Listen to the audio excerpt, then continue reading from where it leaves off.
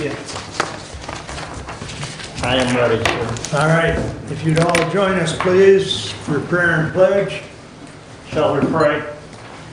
Heavenly Father, we thank you for this day and for your hand of protection and watching us over each and every one of us. Lord, we bless you for your wisdom and guidance as we look to make the proper decisions for the county and the citizens of our county. Please give us that direction. We thank you for this day. Amen. I pledge allegiance to the flag of the United States of America and to the republic for which it stands, one nation, under God, indivisible, with liberty and justice for all. Thank you. First call out to the public. Anyone wish to address? Remind them of the rules. I will do that. Commissioner Lander has asked me to remind everyone of the public comment rules as stated on the back of your agenda. A member of the public may address the board after receiving recognition from the chairperson and giving his or her name. Public comment shall be limited to a period set aside at each meeting for such purposes, and each speaker shall have the floor for no longer than 5 minutes unless the board grants an extension. Board of Commissioner Rules and Procedures and Bylaws 5.13-3. So, with that said, would anyone like to address the board at this time? There will be another comment at the end of the meeting. Can I ask a question to your, what you just said on that? Do we have to address what's on the agenda at the first public speaking? No, Bob, we've got it. You can talk on anything. That's been our rule. Yeah. Thank you. So, podium, please. Good morning. My name is Dennis McLean. I'm here with Hillsdale County Farmers Market. I'm the new president. With me, I have Ezra Gatikas as the vice president and Allison Grimm as our secretary.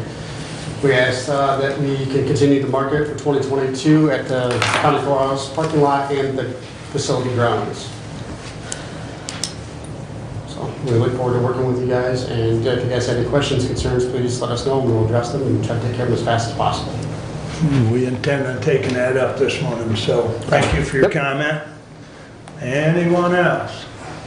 Good morning, Bob. Good morning. I knew you wouldn't pass up the opportunity. Nice to see you. I enjoyed it. Glad to see you here. Thank you.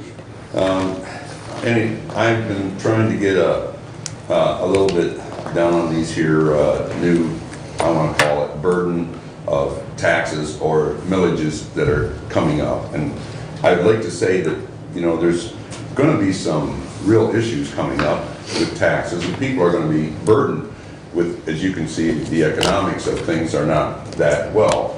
Maybe as you guys have been commissioned to oversee that, maybe some of these things, I know you're not responsible going to the school, but maybe talking to them as well. There's going to be quite a bit of differences in how much people's earnings will be in this next year as well as the next. I'm just saying, please take a look, and may God bless us all. Thank you. Duly noted. Thank you, Bob. Anyone else wish to address the board at this time? All right, moving right along. I would entertain a motion to approve the consent agenda. Move to approve. Second. Any changes, corrections?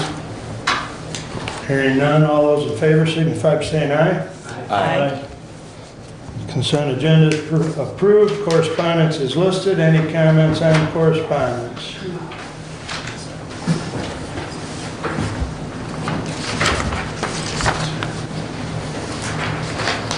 Hearing none, I would entertain a motion to approve the regular agenda.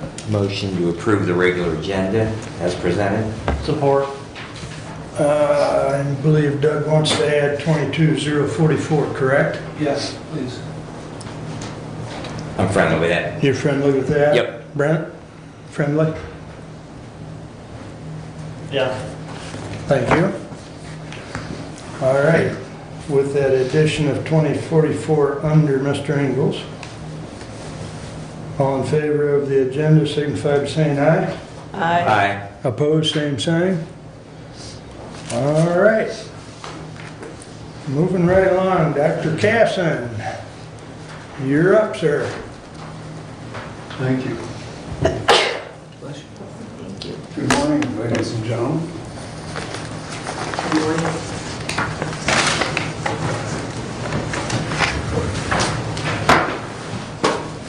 I'm going to pass out a document that is hopefully updated properly, although it's not perfect, and I will get to that later. Thanks, And sir. have you understand the Thank you. you've got Yeah, I've got a bunch. I've got a bunch in here. Anybody else needs one to read back a bunch?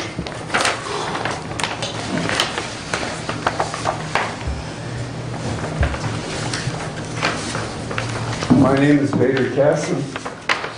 I'm a medical examiner. I'm a medical examiner of Hillsdale County and have been so in 5 years. I can remember 5 years ago, and Mark will recall with me, I drove, now you didn't do this with me, but I wish you had, drove two hours from my home in snow and sleet and temperatures that were at least as cold, but a lot worse weather, to have a meeting with you and all the other wise heads of the county about what can we do about investigating deaths in Hillsdale County. And I knew perfectly well how to do it because I've been doing it for a long time. As you can tell by my lack of hair and the color of it. But since that time, I think we've made a significant advance in the investigation of death in Hillsdale County so as to satisfy the prosecutor, satisfy the attorneys of this county, and hopefully all the citizens with providing accurate information readily and in a documented form. You should know that I am a physician. I went to medical school like other physicians are required to do. I studied during a residency for 4 years in internal medicine. I practiced internal medicine for a while until I got not tired of it, but searching for something else. But it was a tremendous experience because I learned how doctors take care of patients, and I learned to do that myself and manage healthcare on a day-to-day basis. I then started over another residency for 5 years in forensic pathology. First of all in pathology and then a subspecialty in forensics. And launched into a career of doing medical examiner work as a forensic pathologist. First of all, I was the chief medical examiner in Detroit, which is not a small job, as you might imagine, and teaches a tremendous amount of information about how to do the actual work of investigating death, because there are deaths of all kinds in Detroit on a regular basis, as you might imagine. In fact, that's why the population, I believe, is lower than it was when I was a medical examiner. I then was captured by the University of Michigan, and I returned to the university and taught there for 20 years. I did so while at the same time being the medical examiner of Washington County. And then I finally said to them, because they said to me, why don't you ever think about retiring? And I said, well, I'm not quite old enough, but since you think I am, I'm going to retire. And what I did then was continue my consultation practice, continue writing, and as a matter of fact, I yielded to a request to be the medical examiner of Tualatin County. And during that period of time, while continuing to do it on a much smaller scale than I did in Detroit, I got the invitation from Mark Wiley and his good confreres here to offer the citizens of Hillsdale County the opportunity to have an updated and qualified a certified medical examiner system, and that's what we did 5 years ago. So what the law requires is that all deaths be certified.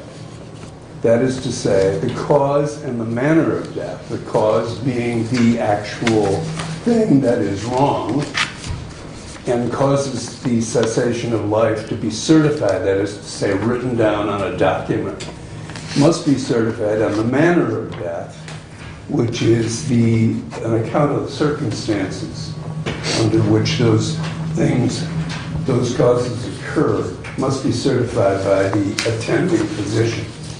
That is true in all cases where there is an attending physician, where the cause of death is known, and when the cause of death is natural, which means that it was caused by something inside the body. All of us know that if you condense all the causes of death into 2 categories, you realize that either something in your body gets you or something outside your body gets you, right? One way or another. If it's inside your body, it's a disease. If it's outside your body, it's some other force that may not be a disease, and most likely is not, but is usually some physical force. Okay, and those are unnatural deaths.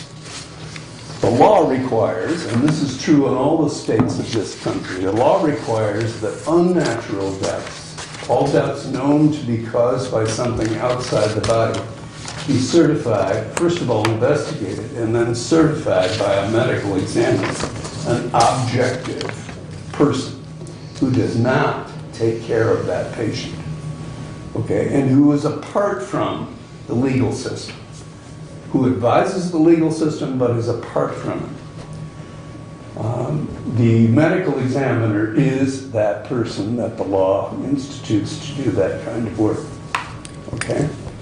The medical examiner, by statute, by our statutes, investigates all deaths that are due to something other than disease or that may be due to something other than disease or that are caused by something that is simply unknown, or in people who have no physician to write a death certificate by virtue of their knowledge of the medical history of that person. Okay? So I hope that's a big summary. It's a big lecture condensed into a couple of minutes, but I hope that you understand what a medical examiner does. Okay, I have prepared some overheads, and those of you at the table have them all in print before you, and you can follow it either there or on the screen, to summarize what we've done in the year 2021. Okay, so we step back and look at the entire year. In 2021, we had in Hillsdale County 448 total deaths. Okay, that was the total number of deaths from any cause of people who died in Hillsdale County. Excuse me.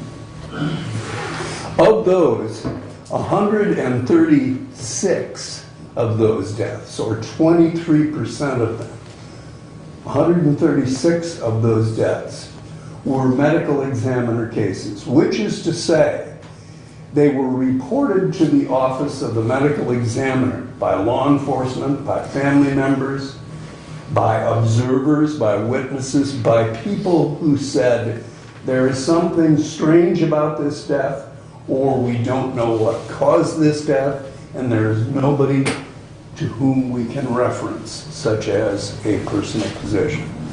We don't know if it's an external force, we don't know if it's a disease. So it's a death that is caused by injury, definitely. It's a death that may be caused by an injury, or it's a death whose cause is simply not known, okay, and needs to be investigated. If you look at the total medical examiner cases from the years 2018, which was our first full year of operation. We started about midway through 2017. But in the first, in the first 4 full years, with the fourth year, 2021 is at the top, you can see that the numbers of deaths are the red line. And they have fluctuated between 2018 and 2021 somewhat. The lowest being in 2019, where we had 107 medical examiner cases. And last year, or the year before last, 2020, where we had 140 total deaths. That, by the way, was the keystone year for the entire country. It was not just Hillsdale County, but the entire country in 2020 had more deaths than it had ever had before, and more deaths even than in 2021. You know the reasons. COVID was the big reason, but there were other associated, quite frankly, associated phenomena. Other diseases, yes, but a great deal was also in the increased numbers of homicides and violent death that occurred also, excuse me, and drug-related deaths that occurred as well in 2020. All those things occur every year, but in 2020 they came to, thus far, the highest number we've had, not only in the whole country, but in Hillsdale County as well. Okay, so we have had a reduction in the last year, during 2021, of the total deaths investigated by the medical examiner's office from 148 to 136. But we did have more autopsies. We did have 7 more autopsies than we had in 2020. When we had 50, we had 57 last year. You can see when you break up the cases, the medical examiner cases that we've had, by age and gender, you can see that there is a group of people, largely elderly, which is to say my age. They're over the age of 50, right? I'll admit to that. They're over the age of 50 who die more often than those people who are under the age of 50. Well, that's something that surprises nobody, okay? But it also means that those deaths are more liable to be investigated by the medical examiner simply because a number of them don't have doctors, a number of them die suddenly and mysteriously, that is to say without obvious cause, or they die by unnatural cause. They die by some external force that interrupts their life cycle. Okay? And you can see those numbers from 50 to the, so over the age of 50, from 50 to 70, you can see there are a similar number of deaths that were investigated as deaths over the age of 70. Under the age of 50, I'm sorry. So the way that looks, I would take that to mean that a lot of those males don't have doctors. So you're maybe getting more cases of males because male stubbornness to go see a doctor. Well, you're answering your own question for you. Fewer men have doctors than women. Men in general, and that's all of us, who say that we're men, frankly, also say that we're not as interested in our own health, or at least we don't seem to care about it, maybe, or attend to it as well as women do in general. That is true. That is very true. And that is reflected in the numbers of medical examiner investigations, unquestionably. There were about 29 or 30 deaths under the age of 50 that were investigated, that happened during the 2021 in Hillsdale County that were investigated by our office as well. The place of death may be of some interest to you. As we pointed out in the past, and it continues to increase, the numbers, the locations of death for most people at home continue to increase. In other words, more people die outside of hospital than they used to back in the 40s and 50s and 60s. Ever since the 70s, and especially from the 90s on, people have died more often at home than they have in hospitals. And the reason for that is that hospitals are too expensive to live in and often enough to maintain people, as everybody seems to know and understand. Unfortunate, but true. The other places that people die are in care facilities, extended care facilities, or rehab units, and that was 34 out of this number, or 25%, and then finally a smaller number that died outside of any kind of facility. They died either in an automobile, they died in a woods, they died on a lawn, they died somewhere outside of the facility. Okay, the manners of death. The manner of death, by the way, is a medical determination of the circumstances related to the death. There are basically 4 manners of death that are certain. And it is based on 18th century language, just like our laws and our country's philosophy. And that is that deaths that are called natural are deaths that are due to disease, and they are out of the nature of the human condition. So they have arisen there for whatever reason. Blame God, if you will, but it is something that comes, some alteration in the normal physiology in our bodies that has eventually caused the cessation of life. There are also 3 unnatural causes of manners of death. Those are accident, which is well, first of all, let me say homicide, which is from an external force delivered by one person upon another that is involuntary to the person who has died. There is suicide, which is an external force delivered upon oneself, which is voluntary. And when I certify deaths as suicide, I am intent upon determining that death is voluntary. I must see the note the person read or wrote. I must hear from a reliable source that somebody wished to die and was going to do it in such and such a way or time or place. Okay? So I don't call anything a suicide unless I'm sure that it is true and have good evidence for it. An accidental death is a death from an external source, but one that is not voluntary. That's where we get the common term accident, okay? Most motor vehicle collisions, we believe, for instance, are accidents. They are not intended deaths of people. They are a byproduct of something that has gone wrong for whatever reason.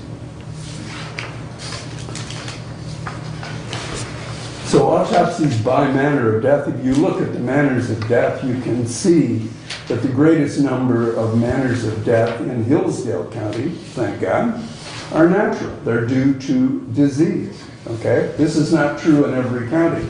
I started in a county, Detroit, I mentioned you, Wayne County, where the numbers of natural deaths are, or at least when I was there, it's not so true anymore because all these people are gone. But we had a 1.5 million population of the city of Detroit. It's now half that, less than half that, probably because of the work we did in those days. But what we saw was that unnatural deaths outstripped in Wayne County the numbers of natural deaths. Slightly, not by a lot, but that's an enormous number of unnatural deaths. Okay, many of them accidents, suicides, but the greatest number being homicides. Fortunately, in Hillsdale County, it is the reverse of that. The greatest number by far are deaths that are, or 40% of the deaths we had in 2021 are natural, 37% are accident. Then there is a smaller number, 20% or so approximately, that are suicide, and then far fewer homicide. In fact, we only had one in that year, and one we had called indeterminate, which is to say that after our full investigation and examining everything we could possibly put our hands on with regard to record and scene investigation, we were unable to tell in one case whether it was an accident or it was something else. So when we come down to eliminating all but two, and we can't get down to a single manner of death, natural accident, suicide, or homicide, we then call it indeterminate. And only medical examiners are allowed, by virtue of their training and experience, to use that term and call it a death, indeterminate in manner.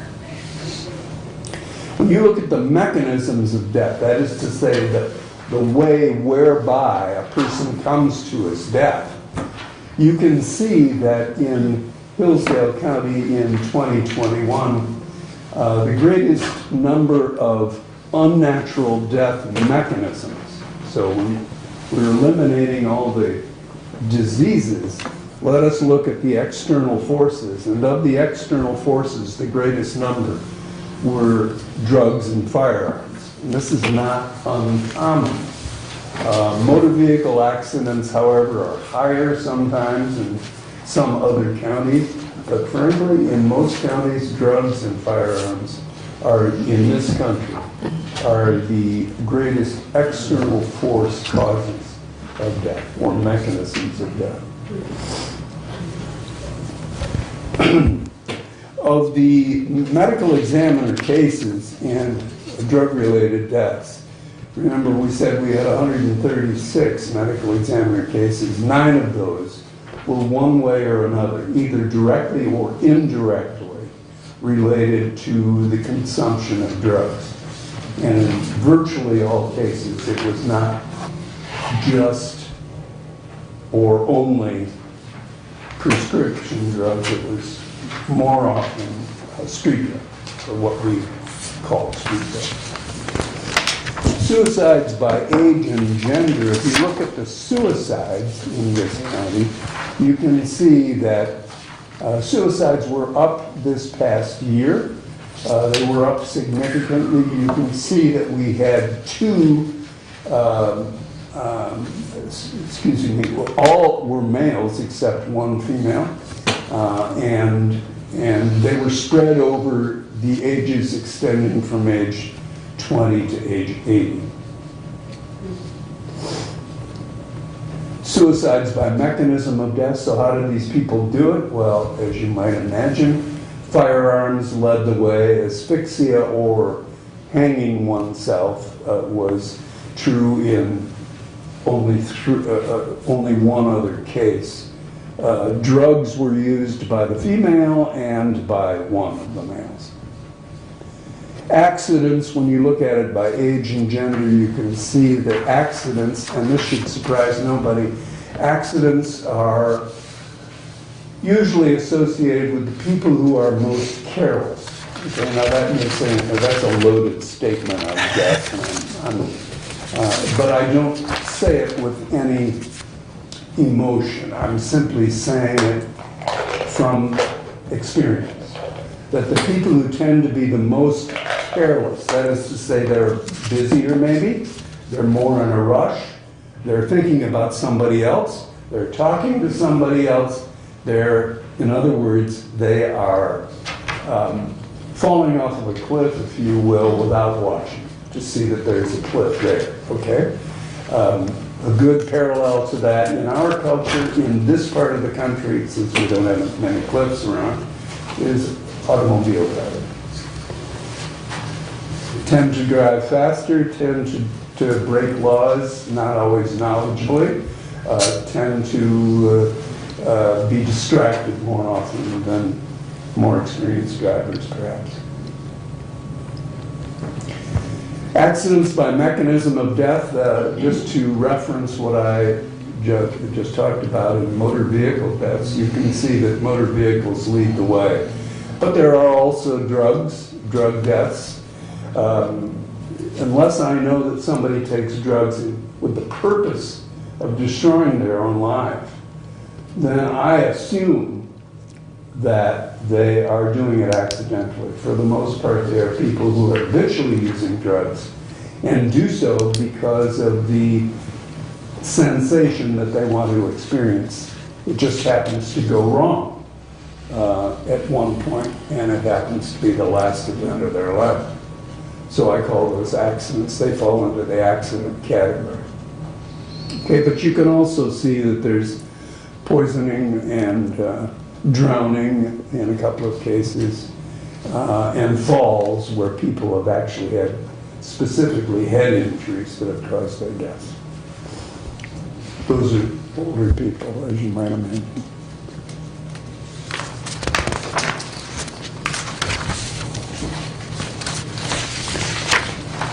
Okay, that's all I have to get there.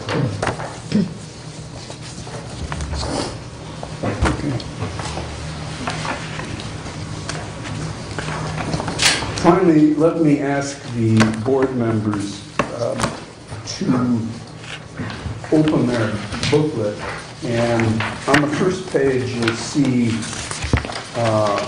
will see something, and I'm saying this by way of a commercial, if you will allow me to do so. You'll see on there that we have a medical examiner and an office manager and an administrative assistant. And we also have investigators. Just so you know, I do not personally go to the scene of every death. Okay? Now, some people say, oh, really? Most people say, well, of course. How could you possibly do that? You know? Well, no, I can't. But I do have to have somebody go to the scene of every death that we investigate. What they do then is they get me on the phone and they talk about what they have observed. They examine the body. And these people, by the way, are all paramedical professionals. These are nurses, paramedics, for the most part. In fact, they all are. They're wonderful people. And they choose on their own time, apart from their own jobs, to work part-time on 24-hour, at least 12, but at most 24-hour shifts, to be available to go to a scene upon summons. And the summons is by usually a call for an ambulance or whatever. Somebody who reports a death, however the summons comes. And it comes through radio dispatch. So what happens is that they go and they examine the body, they look at the scene, they make loads of photographs for my benefit, first of all, because they upload them into a computer. I look at every one of those photographs. But most importantly, from the scene, they then back off, go sit in the car, walk out into the woods, do something different, walk out into the hallway, and dial my cell phone and call me. And we get to talk about what it is that they have. I fill in with questions they might have not have asked somebody who they've been talking to, or I ask questions that they may not have reported to me. But it's a good on-site training arrangement, continuing training arrangement, and it's also a way for me to, quotes, be there. Okay, and it also preserves my energy so that I can get up the next day and go to Jackson County, which is where we do all our autopsies, and go through the process of doing autopsies. Okay, you will see there a list of about 10 10 or 12 investigators. All but one of those investigators, or two of those, I'm sorry, live in Lenawee County. Only two of them live in Hillsdale County. So it may be that you know somebody, or you even are somebody, who would be interested in doing this kind of work and have some medical background. Give us a call, okay? We'd love to have you work with us. Believe me, you'll learn more than you ever wanted to know about how to die, and you'll learn more than you ever wanted to know about scenes of death. It'll be a very interesting experience. So interesting that I've been doing it more than 40 years, so I can tell you, it's compelling, okay? I have pathology assistants, as you might see on that, down there. Those are the people who assist me with autopsies. They help me to open bodies and close bodies and clean up and do all that. I examine the tissues. I make the biopsies of the organs in every case. I take the toxicology specimens and so on. And I, of course, author all the reports. If you will then go to the next page, I have a narrative. And finally, I would like to apologize. Not only for taking so long this morning, but I would also like to apologize for some mistakes that I made in the summary paragraphs. You can read the rest at your leisure, but in the middle there's a paragraph. It's the fourth paragraph down that starts, in our fourth full calendar year of operation, and that's 2021. It says there that there were 448 deaths in Hillsdale County, and that's true, as we saw. And by the way, I said that it was down from the previous year. In 2020, it was 531 deaths that we had. After the comma, it says up 16%. Obviously, it was down. It was down 15%. So please make that correction. I apologize for that. But that's not the end of my mistakes. It says we investigated 136 of these deaths. That's the number of medical examiner cases we had.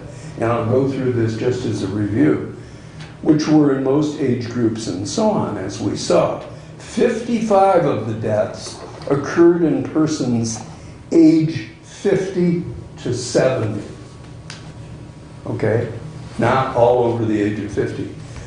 55 of the deaths occurred in persons aged 50 to 70, and 52 of the deaths occurred in ages 70 and above. Okay, that's how that should read. 57 of our investigations, of the 136, included an autopsy. That means that we had an autopsy rate of 42%. Our autopsy rate last year was 34%. A whole lot more people died, but we did 531, right? But we did 50 autopsies in 2020. In 2021, we had 438 deaths, but 57 autopsies. And that decision is based on whether or not we have enough information in order to accurately write a death report. Now, accuracy goes to the extent in unnatural death of being able to define exactly how somebody who drove a car into a tree died. This is really important. It's important for insurance purposes. It's important for law enforcement and prosecution. Okay? So as to know who's guilty of what happened for two people dying in the same vehicle, which one died first, if they're related and tied up by insurance policies. Those questions are all very relevant legal questions and can be answered only through autopsy. Okay, and of course those who have no history, no medical history, or whose death is simply a mystery, need an autopsy in order to reveal what it is that's wrong with them. Okay? It says 57 of our investigations included autopsy, as I said, and that was up 14% from 2020. So the numbers of investigations were up 14%, which is to say they went from 50 to 57, okay? With additional laboratory studies. As I mentioned, I do toxicology, I do microscopy, biopsy and microscopy in every autopsy. And I can tell you that I'm the only medical examiner in this state who does that. I want to ensure that you get the most possible, excellent, and correct information in your autopsy reports as possible. And it's because I've lived long enough and had a number of people close to me die. I know how important that is in resolving other issues in families and in legal issues and legal discussions. Unnatural deaths involving injury included 25 accidents, as I mentioned to you, during 2021. And that was up from 16 in 2020. So there were a lot more accidents, 56% more. And we had 11 suicides, as I summarized for you there, and that's up from 7 the previous year. Okay, accidents and suicides, as well as violent death, have increased along with the COVID pandemic, and that's true all over the world. Fortunately, violent deaths in Hillsdale County are the one category that didn't go up during the pandemic.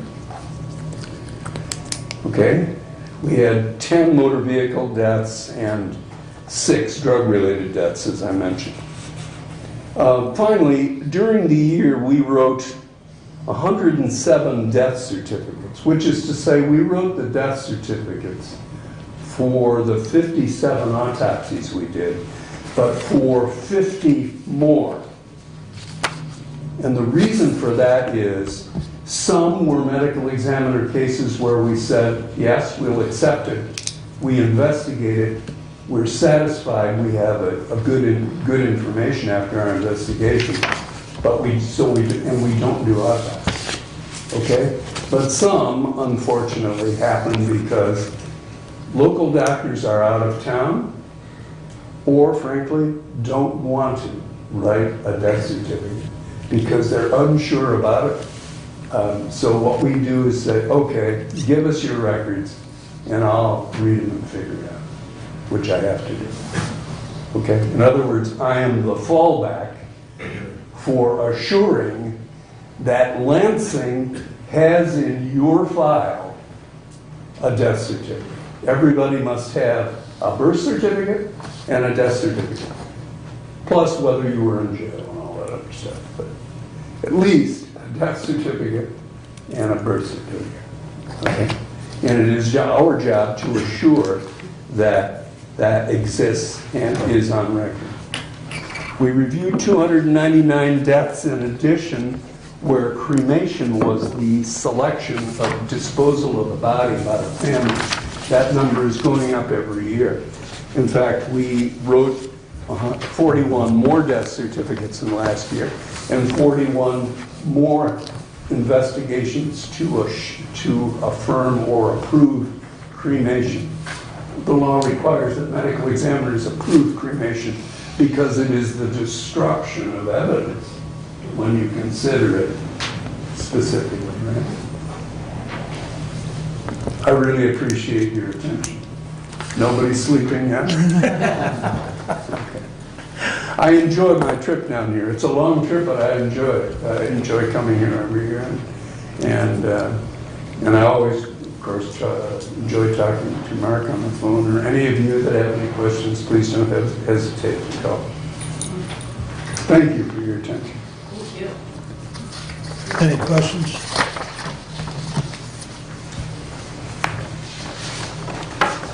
Thank you for your time. Thanks a lot. I'll talk to you soon, Dr. Okay. Casey. Yep. All right, moving along. Judge, you and Tim have the floor. I'm allowed to do it. head this up. All righty. I'll follow up very briefly. Right. Thank you. So, we have some changes going on in the juvenile court department. So we have 4 probation officers and 1 administrative assistant. One of our probation officers recently graduated with a master's in counseling. Her name's Tasha Berger. She's been with the county for 16 years, has served as a probation officer, and has some unique skill sets from that experience to add to counseling. She has every intention of providing counseling to people either with the county or outside the county, but she has every intention of moving into counseling. So the first issue is we will be replacing her.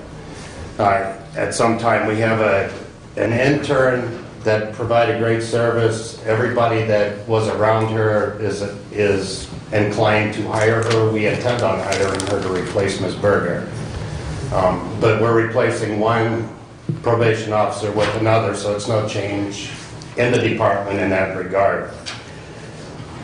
Now, there's a purpose in juvenile court that we're mandated to follow. We're a rehabilitation court. We have to protect society. We have to do skill development with these juveniles. We have to provide treatments, and we have to reintegrate them back into society if they've been detained for some reason. Accordingly, the state has provided a child care fund to use for this purpose, and the child care fund currently pays for counseling, parenting education, various types of assessments, therapy groups, and substance abuse groups. With Tasha leaving the probation department and with her going into counseling, we did some evaluations of the budget, of the expenses, looked at her payroll, looked at what it cost the county. So what I did is I looked at what she is being paid. I found out what her medical insurance costs are. Judge Bianchi called Derek Raymond and got the exact cost. Considered Social Security, Medicare, the retirement contribution, and also the HSA. All of those factors were involved in determining what it actually cost the county for Ms. Berger's position now. And I also looked at it, what it would cost depending on what we have to pay her. I did those calculations, then I went back to the child care fund and looked at what we budgeted for counseling, how much we paid last year, how many students were counseled, how many students were in, our parents were in parenting classes, how many assessments we did, and then evaluated that compared to what we can have Ms. Berger do. Because juvenile court is a rehabilitation court, we have to provide services. Right now, the parenting classes are not provided in the quantity and level that we should be providing. Truancy, I'm jumping to a different topic to get back to it. Truancy is an indicator of future delinquency. It's also an indicator of abuse, neglect in the home. Years ago, the Department of Health and Human Services, when they had intake in each county, used to file educational neglect petitions.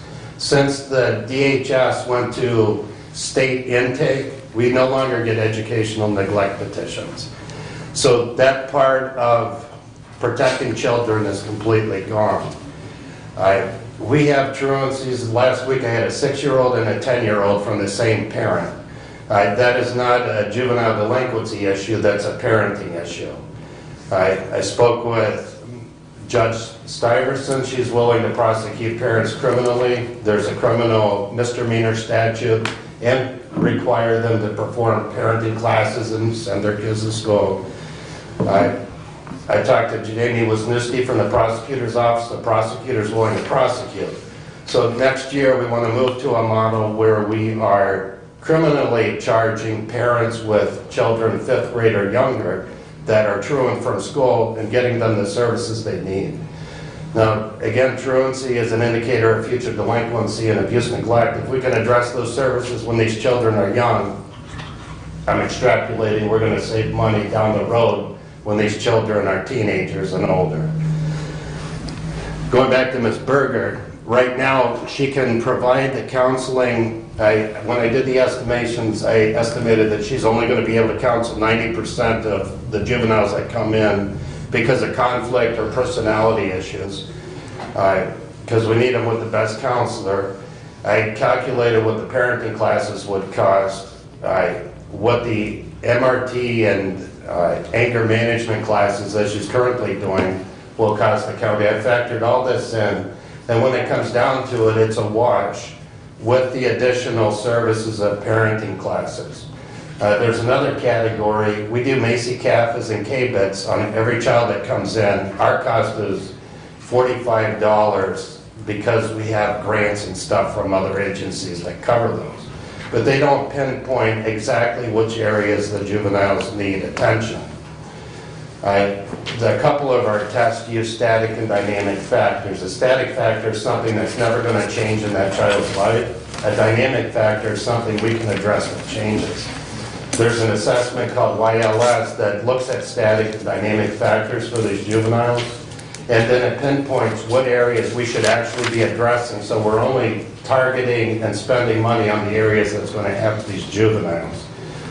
Ms. Berger can also do these YLS assessments.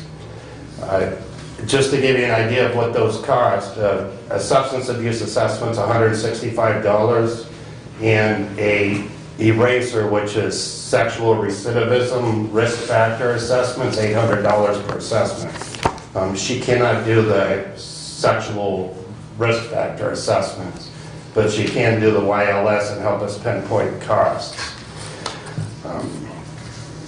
So what we're wanting to do is create a position for Tasha called Juvenile Court Counselor.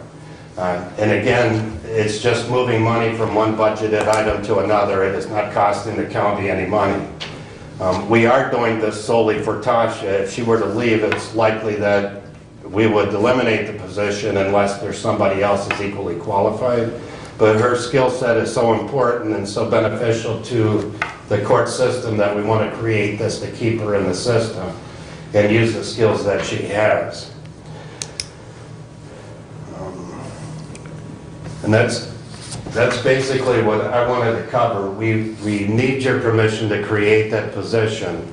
I want to reiterate, it's a child care fund issue. It's already been created in the budget. It's not adding anything to the county cost. It's just reallocating funds from outside sources to inside person. And all the extra costs to the county have been considered, meaning medical costs, Social Security, Medicare, retirement, HSA contributions, and the like. So I was able to look at all the budget and figure out what exactly it's going to cost. So one of the things that we've talked about, Tim, is that, you know, when you come to us with something like this, that you've talked to Derek, and it sounds like you've done your homework as far as looking at all the internal and external costs. Yes. I guess my only question that I have is, much like Jessica, part of her wage is reimbursed through the child care fund. Is any of this money reimbursed through the child care fund? Yes. Okay. I just wanted to be clear on that, because that's, you know, that's a state funding mechanism that I don't think everybody understands, that we get money back from the state through that child care fund. Yeah, I do want to point out one thing. There is a category that's not reimbursable, and that's called Competency Evaluations. The training for that won't be until next March. Okay. It's yearly in March, and we've missed the window for it if she were to go. Last year's budget, we spent $10,000. I know we spent $10,280 or something to that effect. It was over $10,000 on competency that is not recoverable through the child care fund. When we have a juvenile whose competency to stand trial or to go through the process is questioned, we have to order that. We have no choice. Ms. Berger can be trained in that. That would not be child care fund reimbursable, but based on the big picture, it's not going to affect much. It's going to be cheaper for the county for her to be trained and do it. But that training, if it's in March, that would be part of the 23 budget process. Yes. Okay. Yep. Okay. And it's free training. It's just that they have to go through training. She would have to go through training to be able to do it. All right. But the savings to the county is considerable if we have 3 per year. We had 3 last year, last budget year. We have 1 this year thus far. Questions? I guess 2 things, and they're not really questions, they're more observations. The first is it sounds like that you're going to replace the one probation officer and you're adding a position. So I'm just, and it sounds like financially you've done the homework. I'm just trying to wrap my mind around the idea we're creating a new position. In other words, we're adding an employee, but it's not costing us any more because of where we're capturing the money. So I'm gonna have to wrap my mind around that, and I'm also gonna leave it up to these 2 guys that oversee the budget. Yes. But the other thing, Tim, is that we spend a lot of money on mental health issues, okay? And I really appreciate, number 1, hanging on to an employee, a valuable employee. I mean, Tasha is a great asset to the county, and I commend her for seeking additional education and improving her position and her ability to help us here within the county. But I'm just wondering, we have a community mental health budget. We take $500,000, so probably north of $600,000, and we make some general fund appropriations, and so we're already spending a bunch of money for mental health services. And now we're taking, we have another position. So I'm just, I guess, in the picture, Judge, you're going to answer my question. If I can just finish where I'm going with this, is I just want to know, can we take, some of the bucket of money that we have discretion over with community mental health, and can we, direct it, or, prevention money we have? I mean, we have opioid settlement money, we have, some other buckets of money to help fund this. So go ahead, Judge. Thank you. Can I take it, Tim?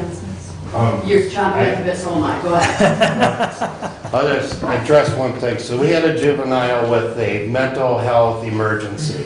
He goes to community mental health and they give him breathing exercises. 2 weeks later, he goes back thinking he's going to see a psychiatrist to be evaluated. It's an intake appointment. 2 weeks later, he gets an appointment to see the actual doctor. So mental health, our facility, it takes 4 weeks for a juvenile in crisis to actually get treatment. That's just one example of the stuff we deal with. I could go on and on about that. That is such a frustrating issue. It's annoying, but I'll let Judge Bianchi speak. Thank you. Well, and I've got a little bit different take there too. The community mental health, they have requirements that we have to run everything through. So if they don't qualify, which often they don't qualify for community mental health services, then we have to provide them anyway. So they do an assessment, and many of the children are washed out because they do what they call a warm handoff to a counselor anyway. They don't rise to the level of seriousness for their assessments to qualify for community mental health services. That's the easy question there. So we use it wherever we can. We are using it already. Any child that qualifies for community mental health services, that is where they're getting their counseling.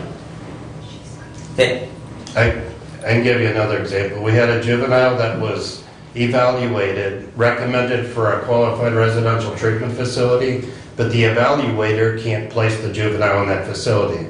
The Department of Health and Human Services is the department that places. They can't place in that facility until they try every foster home and every place they can place that child other than a qualified residential placement facility. And these are things I've been told over the last year and a half. And you get into our department, we can't directly place in a qualified residential treatment facility. So this juvenile was recommended for one, couldn't be placed in one. The best we could do is offer services through an open unit at Morning Spirit campus. And that's because there aren't enough beds. My people are calling all over the state, including on one of our juveniles outside of the state of Michigan. They cannot find beds. There are not enough mental health beds for kids, for juveniles, and maybe in general. Yeah. And then you get to the quality also of what's out there and what's available and how long they'll keep people. So I'm sorry, we're digressing off the subject, Yeah. but No, because I just want you to understand, my frustration is we spend so much money for our community mental health agency, and I hear this story over and over and over again that we refer people to Lifeways. You know, we might as well name, I mean, that's what our community, we refer them, and either we find out they don't qualify for services because they're not Medicaid, but, you know, we're taking $600,000 a year out of the pockets of these people out here. Okay, I mean, we are taking it out of their pockets. And I'm frustrated about that day in and day out, I go up to Team 1 at Allegiance when I work in EMS, and we've got these people that are sitting there, juveniles in particular, for a week, waiting for a bed someplace, and they can't get services. So you know, I appreciate what you're doing. What I guess I'm asking is, how can we better direct the money that we have some discretion over, to help you deliver those services? And if you let us use Tasha. Yeah. I mean, that's the long and the short of it. I also would like to address that though. Mr. Bensing, if you could contact the higher ups at Community Mental Health and talk to them, because there are some other pots that are available if they get washed out, if they don't have Medicaid, that they can use, but it does take some steps. And I also think we need to be talking to our legislatures, and Tim and I have talked about that. We probably really need to make those appointments. So we are talking about, we need more community mental health facilities. We need places where if the kids, in our case, it's juveniles, if the juveniles are really significantly mentally ill, they need to be in a facility until we can get them stabilized. And we need beds when we need them. We don't need them sitting in the hospital or someplace else, you know, waiting until they naturally, hopefully, naturally kind of get to a place where they're stabilized enough that they can get outside community mental health.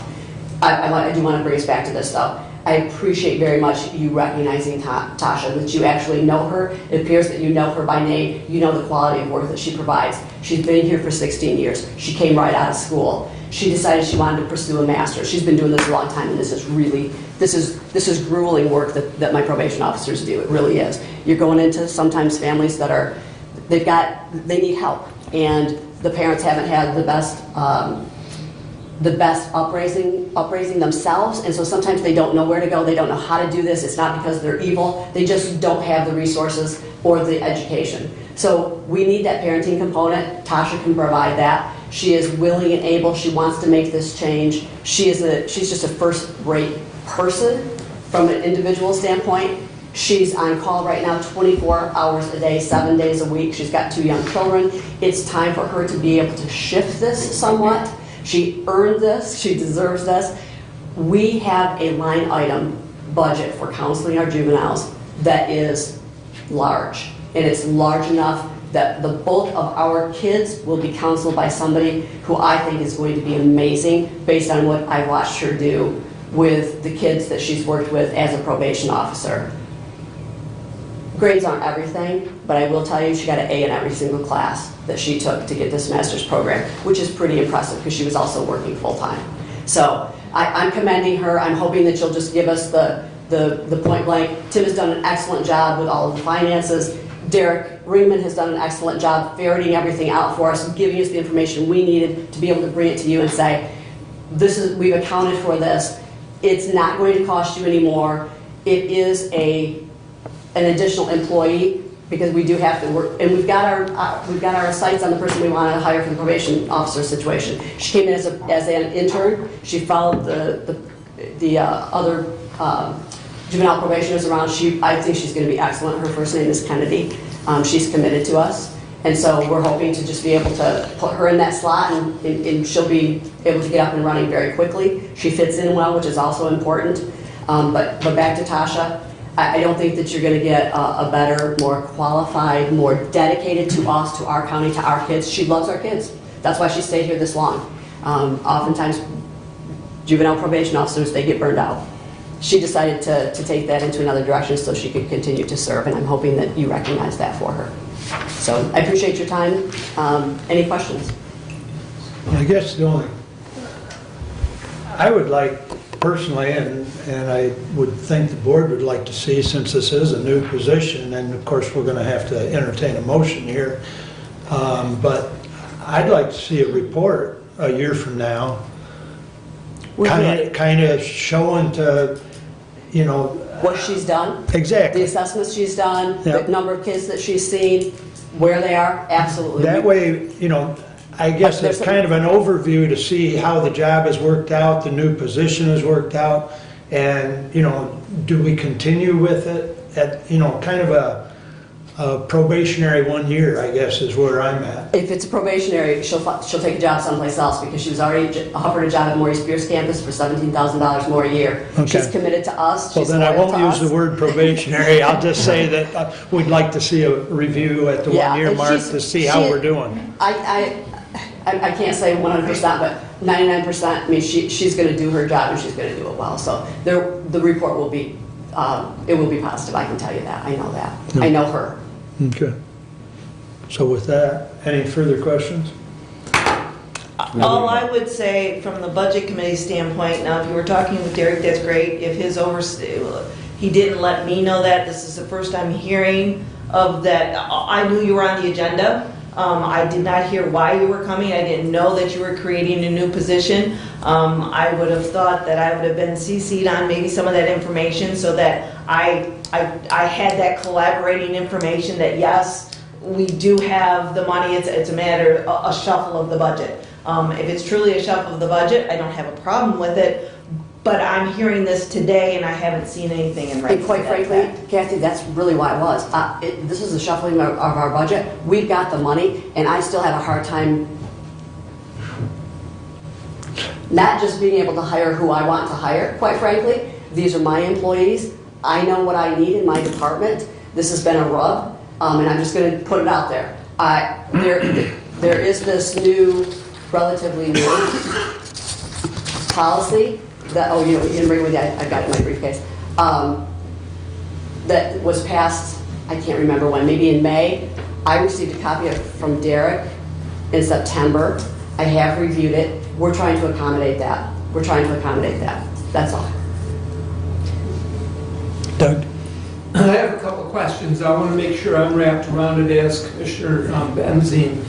We're creating a position with moving some grant money. And It's not grant money. There's- It's not grant money. It's money that's always been in our budget for with counseling. budget money. Yes. Yes. Okay, I want to, there's a counseling budget, there's also some other budget line items that will be incorporated into this position as well.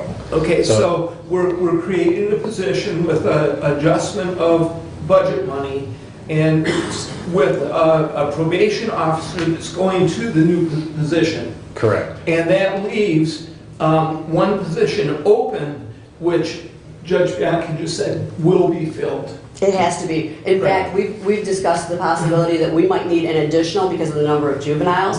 We have not done that yet. We have not brought that to you because we're doing the job so far.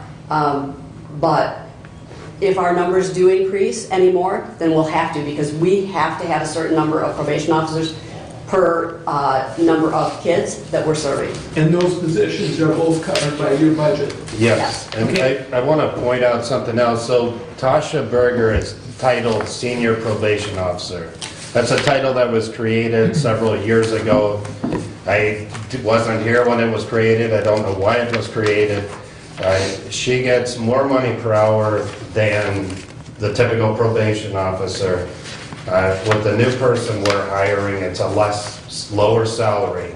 I'm not appointing no one to senior probation officer. I'm eliminating that position. It doesn't need to be there.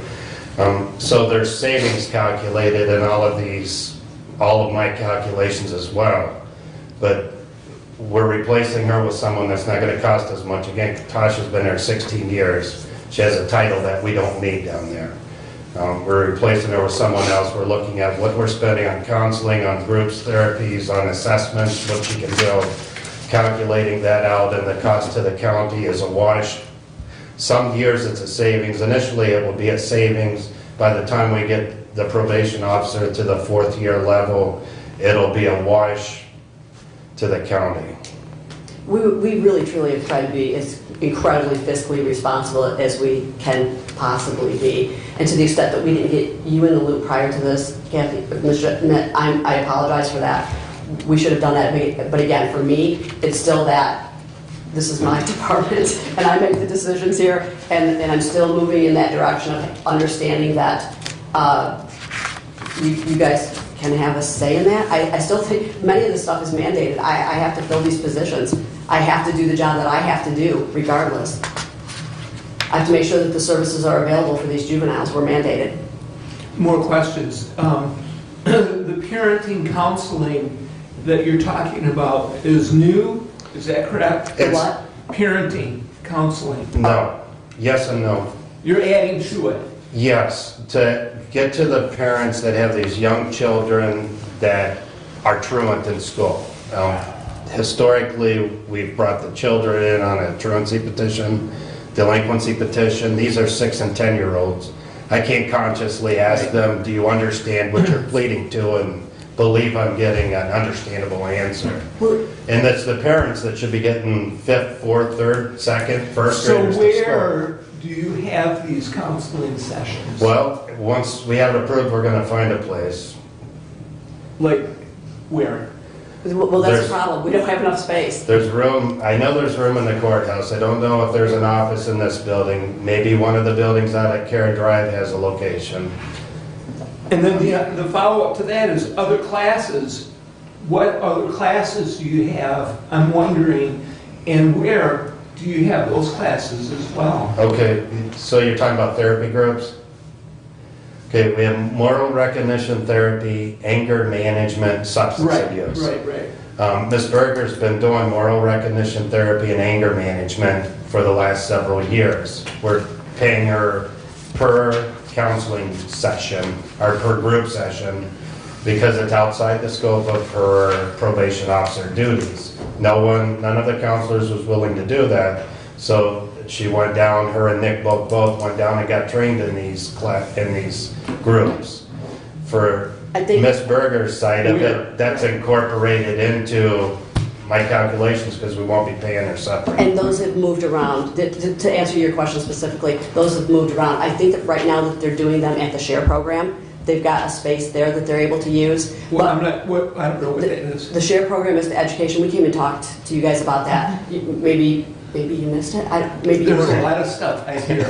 Okay, Dial me in. So the SHARE program is an education. We're working. It's a triumvirate. It's a collaboration between ISD and Jonesville schools, and it's the kids that have either been kicked out of school or they struggle with school. They need and probation is either investigated or we've actually taken jurisdiction over these kids. And so we're providing a classroom that is self-contained where probation officers are present. They make sure the behaviors are there.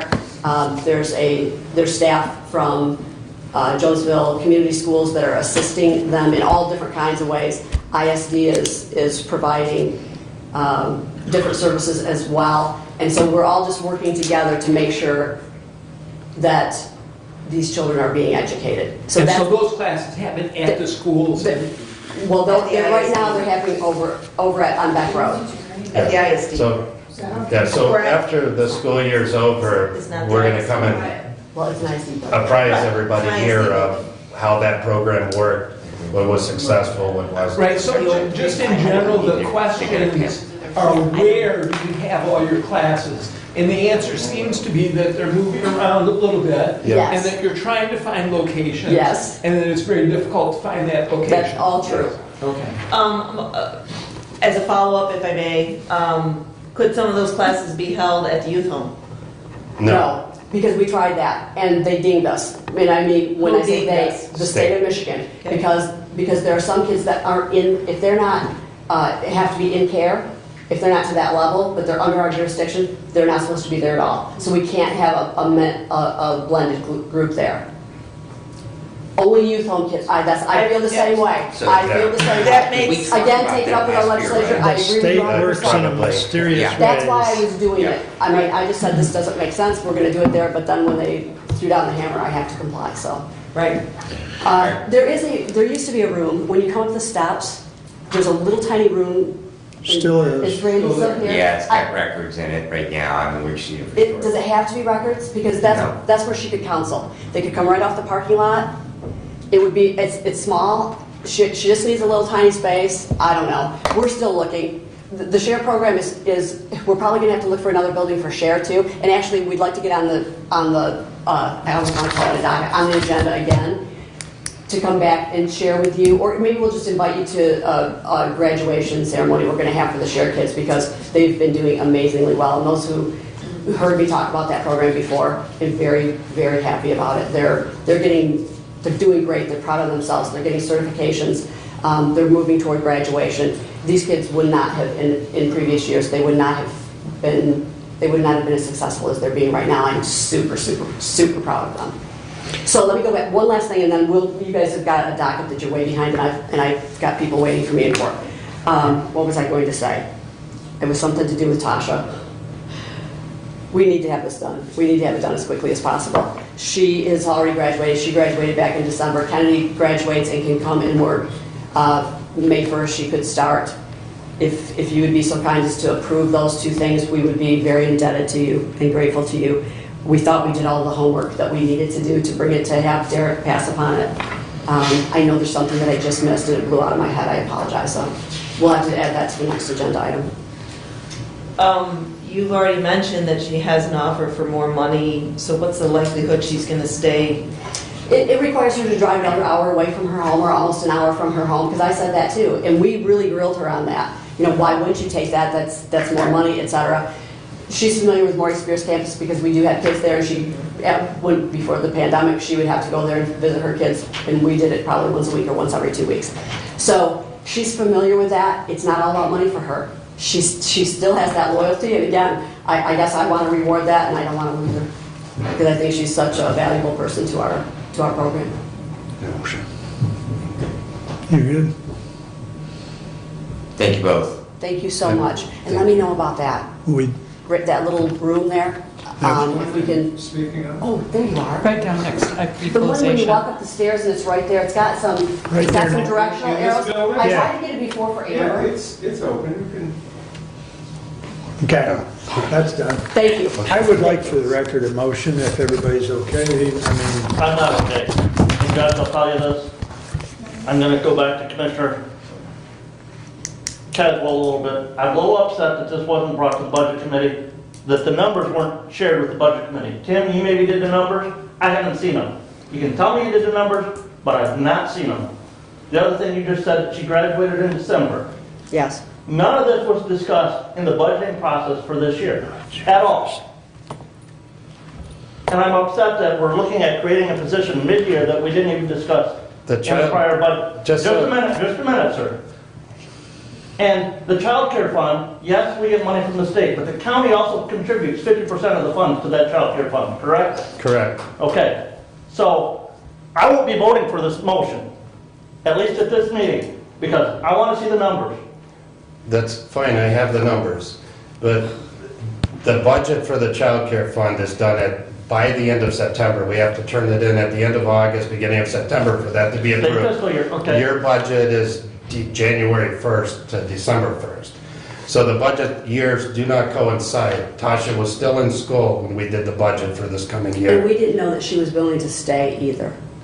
The second part of that, the child care fund, that's true, but everything I'm talking about is working the same way.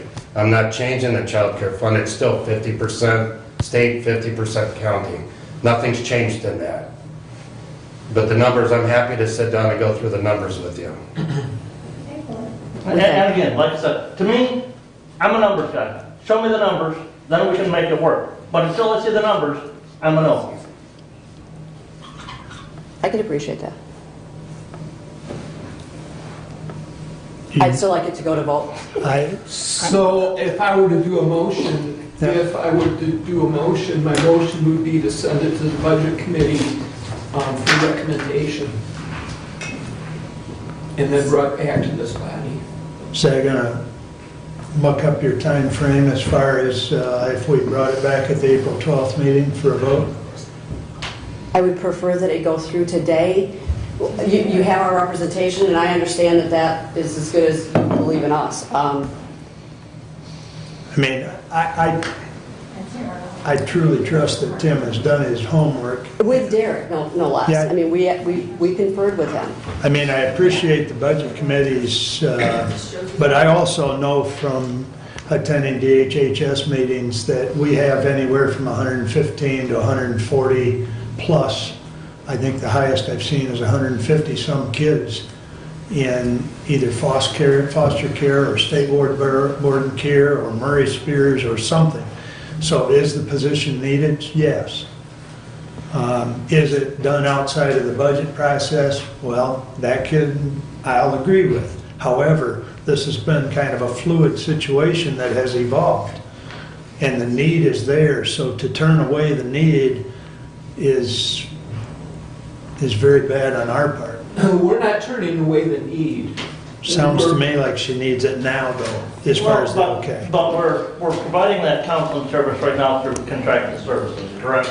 Right, but the quality's not the same. I should say, I expect the quality and the way that it's addressed is not going to be the same because Ms. Berger has the background knowledge of these juveniles and how they think and what issues need to be addressed where the typical counselor doesn't have that background.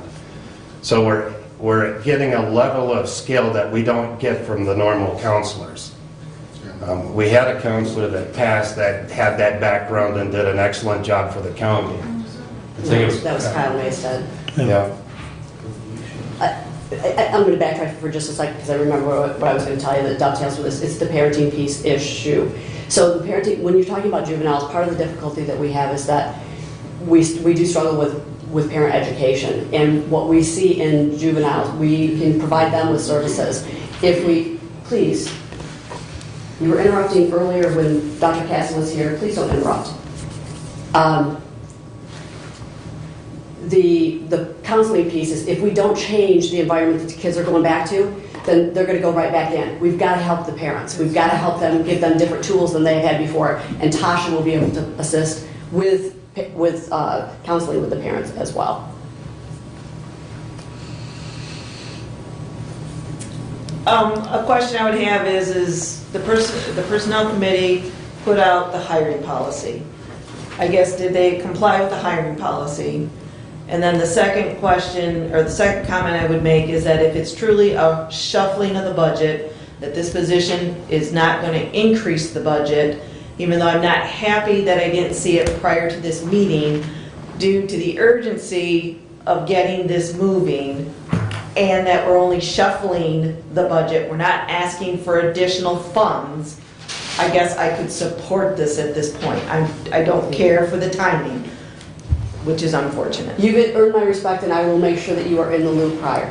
And going forward, I should say, not prior. Go ahead. To answer Commissioner Smith's question about hiring policy, the only thing that I see that is not in line with it, the funding is there, they've conferred with finance, it's just that we're adding an additional position, and that what the policy said, that we were giving the electeds and the judiciary the authority to replace people without coming to the Board of Commissioners. However, if it was a new added position, that we were asking, number one, for a job description, and then the authorization to create that new position. So that's the only, and if you're in agreement with me, Mr. Chair, that's the only deviation that I see from that. So I am willing, Your Honor, to support this today, Thank you. along with the budget chair, because that's, I really appreciate your respecting our process, and our process is that budget needs to give us, as a subcommittee of this board, they need to give their blessing whenever we're adding anything. But I'm willing to support moving forward today. As we move forward and we become better at this process, that in the future, if we are going to add a new position, that we include them in the process with Derek, and that we have that request, and that probably the best way is to come through budget to create that new position. And like I say, we're all learning, it's new, and we all want to work together. You know, that's one thing. We're all a team here, And so, like I say, I appreciate everything that you've done. So as long as, we can have it coming forward, I will vote to move this today. Commissioner Benzie, we'll have on each of your tables, figuratively speaking, a description of that position by the end of today. I would hope that The would also counselor? include your We might have to cost amend it, but we'll get it to you. analysis. Please. Okay. I would also hope that that includes the budget changes as to where you're saving money or the shuffling that's happening, that it's in writing. I think Get that to Kathy and to Brown, and I would suggest. I need to point out, I have a 10 o'clock hearing, So do I. and I have 4 hearings this afternoon, and I may not have time to get everything you're requesting today, that's fine. but I will get it to you as soon as possible. Okay, Right, try. as long as that doesn't, take more than a week. You're late for No, it will not take more You're than late that. for 10 o'clock. I know that. This is important to us. No. Okay, there is no motion, okay. Okay, so we, So I would make the motion that we allow the court to go ahead and move ahead with creating the position of a counselor, the new position of a counselor, and as part of that the documentation in regards to budget and job description be provided to the Board of Commissioners at the earliest possible convenience of the court. Thank you, sir. Jenny, you got all that? Yep. I'll support. Further discussion, I think we beat it up for 45 minutes, but I'll allow any further comments. All in favor? Roll call, please.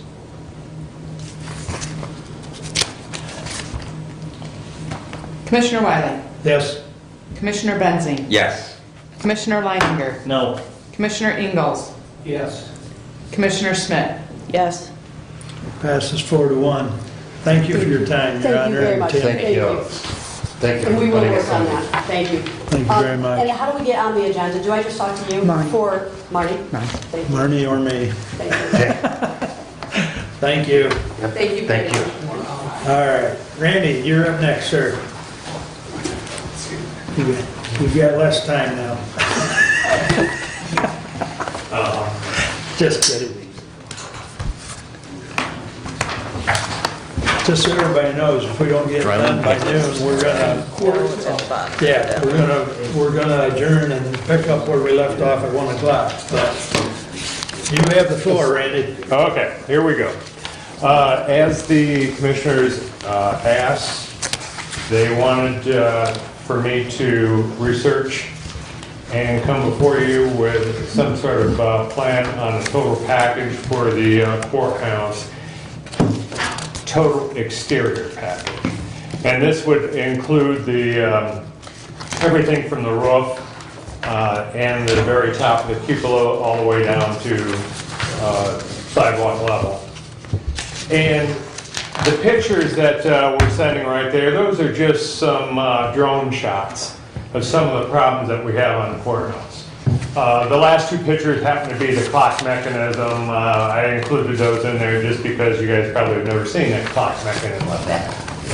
I know you have. So what we have done is I've been in contact, John and I, we've been talking to different companies. There are 2 management companies and there are 2 contracting companies that are interested in our courthouse.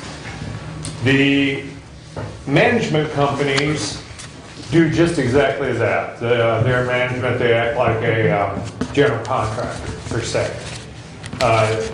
What you do is you hire them, then they turn around, they send it all out and bring it back in, and basically we hire the subcontractors for the program. The contractors, now these are companies that actually do the work and are able to do 90% of the work. So there's those 2, and then so we have 2 contractors and 2 management companies. I have numbers on the management company for overseeing the entire package, to do a study so you know what's all bad, what it's all going to cost and everything. A study would cost 21,500 in the management companies. And the contracting companies, I had one come through and they would be at 23,750. So they're within a couple $1,000s of each other, which is pretty standard.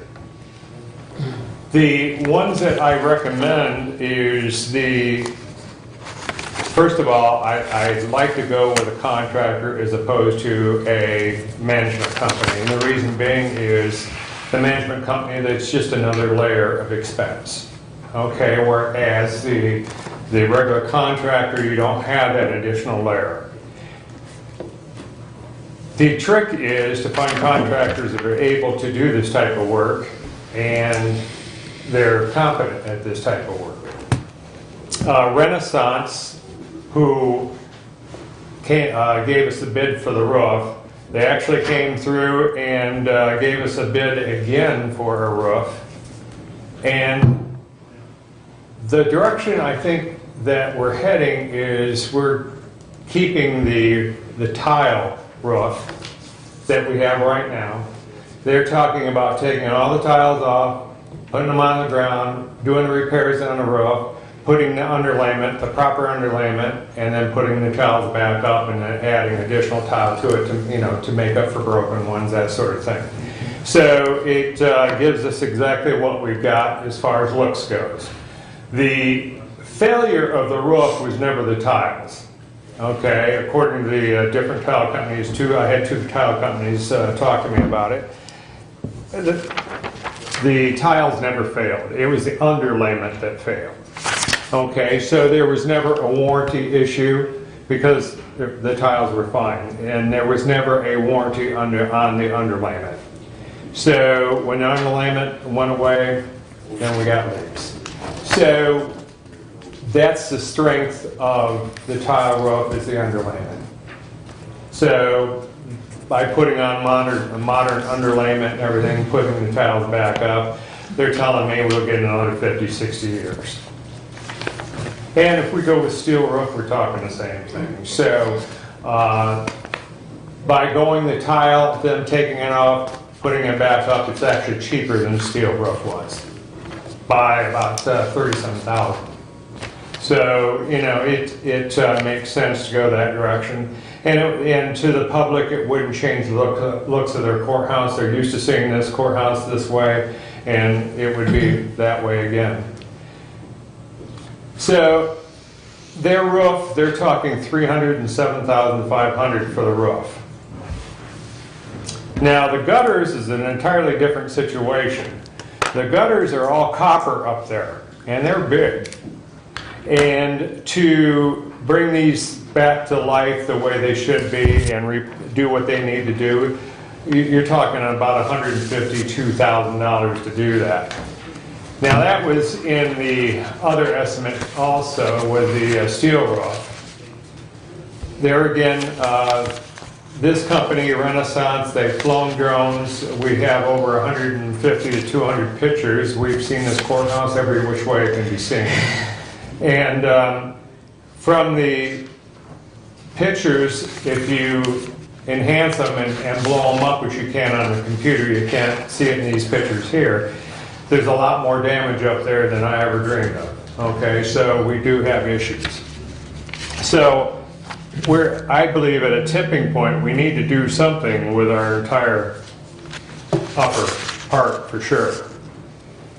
So in order to have them do the study, as I said, you're talking $23,750. If you add all three of those things together, the roof, the gutters, and the exterior study, you're looking at $483,250.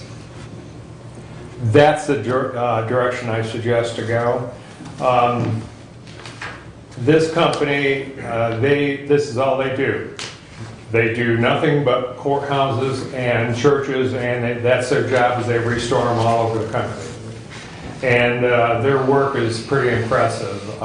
They have their own metal shop as far as being able to do copper work and everything like that. So they have quite the facility and quite the knowledge of our roof and our building in general. So this is the direction I would suggest to go. And again, it's entirely up to you how you want to do this. Go ahead, Doug. Question, Randy, could you please answer? We've gotten from the contractors two bids, Source One and Renaissance. How is it we chose, and you chose Renaissance? Source One never gave me a complete bid. In other words, they didn't give me really what I asked for. It was too open-ended. Way too many ways for that cost to shoot way up. So that more or less, in my mind, disqualified them.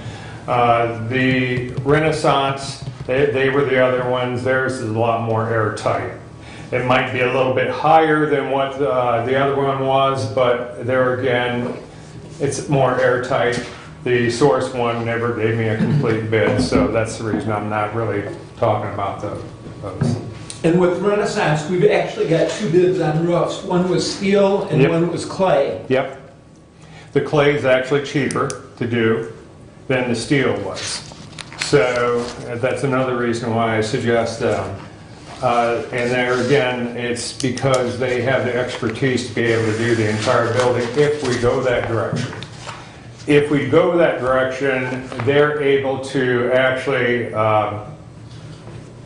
separate the jobs so that they line them up so the roof is not a factor with everything else they're doing. In other words, we don't want to do the roof and then start working on everything above it and things hitting the roof and, you know, so they're able to incorporate the other repairs in with the roof repair. So it's more of a package type situation, and that's another reason why John and I were leaning toward Renaissance.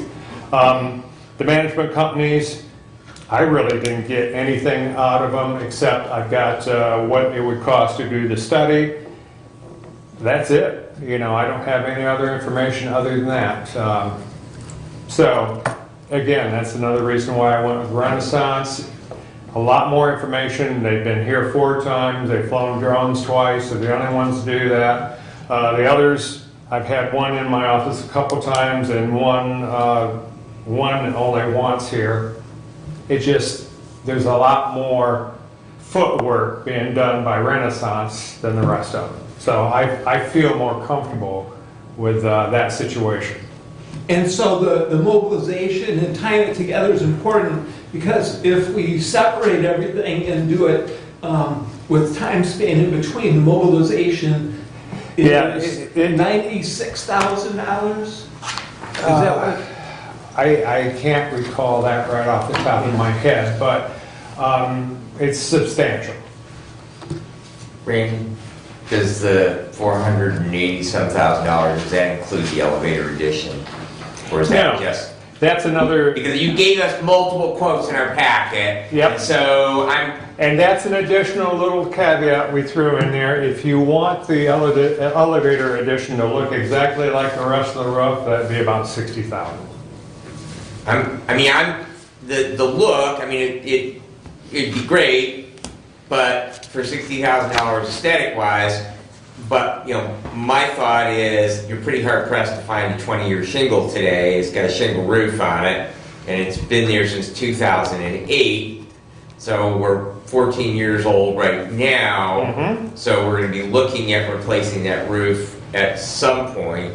Correct. So, and it's cheaper to do, if you're going to go that direction, it's cheaper to do it now because they're here, it's all incorporated in one thing, and they don't have to bring crews back in, reset scaffolding and all that. So it's by far cheaper to do it now as part of a package if you decide to go that direction.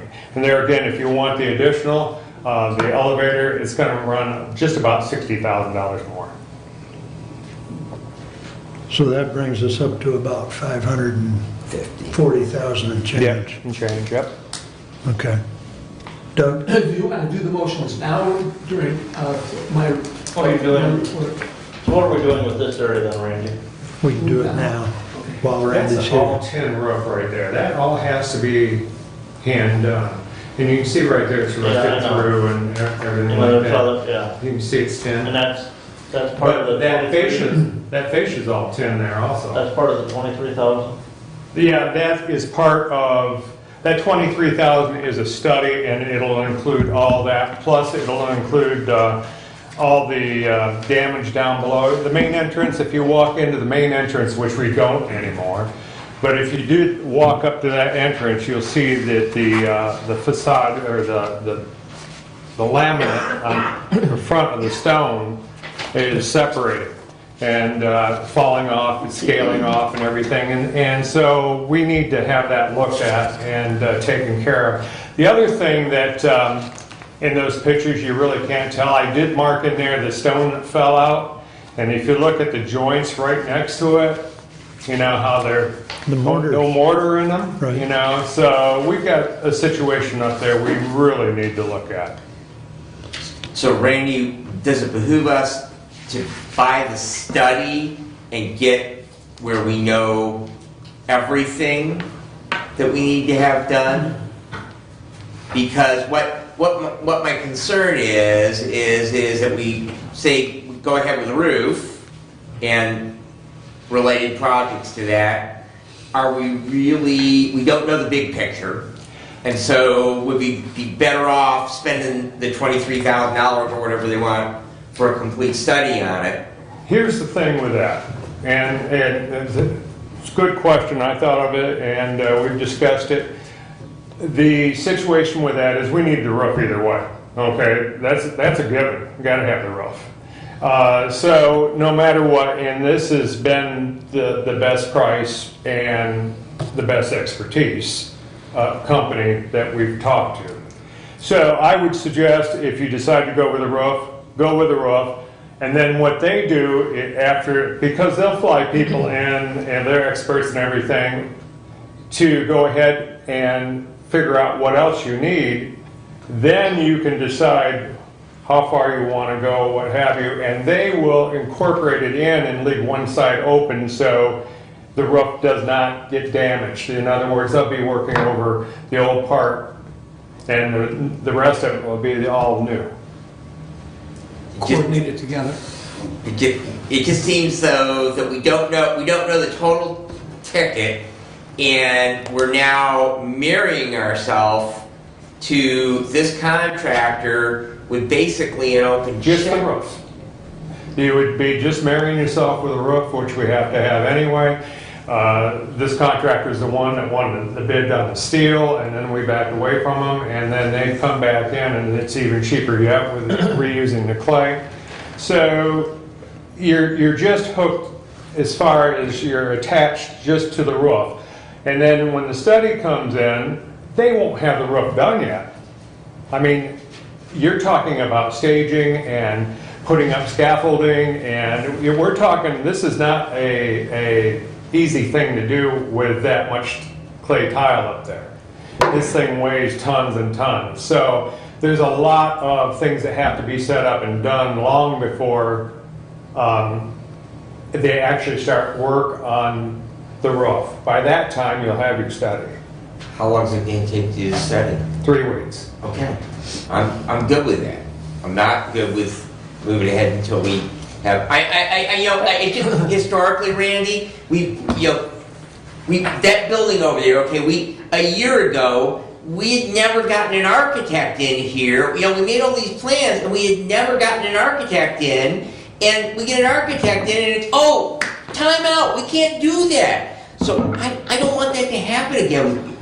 I'm willing to throw, we have a big bucket of money at our disposal that we'll probably never have again. And I'm willing to throw a bunch of money at that building over there, but I want to have a plan. I don't want to say, we're going to do this. Oh, whoa, we got to do this.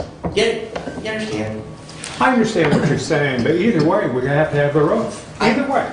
And the thing with it is that we're talking about a time frame right here, and our getting materials is really an issue, big issue. And the cost of materials right now is a big issue. Everything's going up and everything's being shoved further out. Right now, I doubt if you get this roof done before, oh golly, probably end of summer, beginning of fall before it even gets completed if you started today.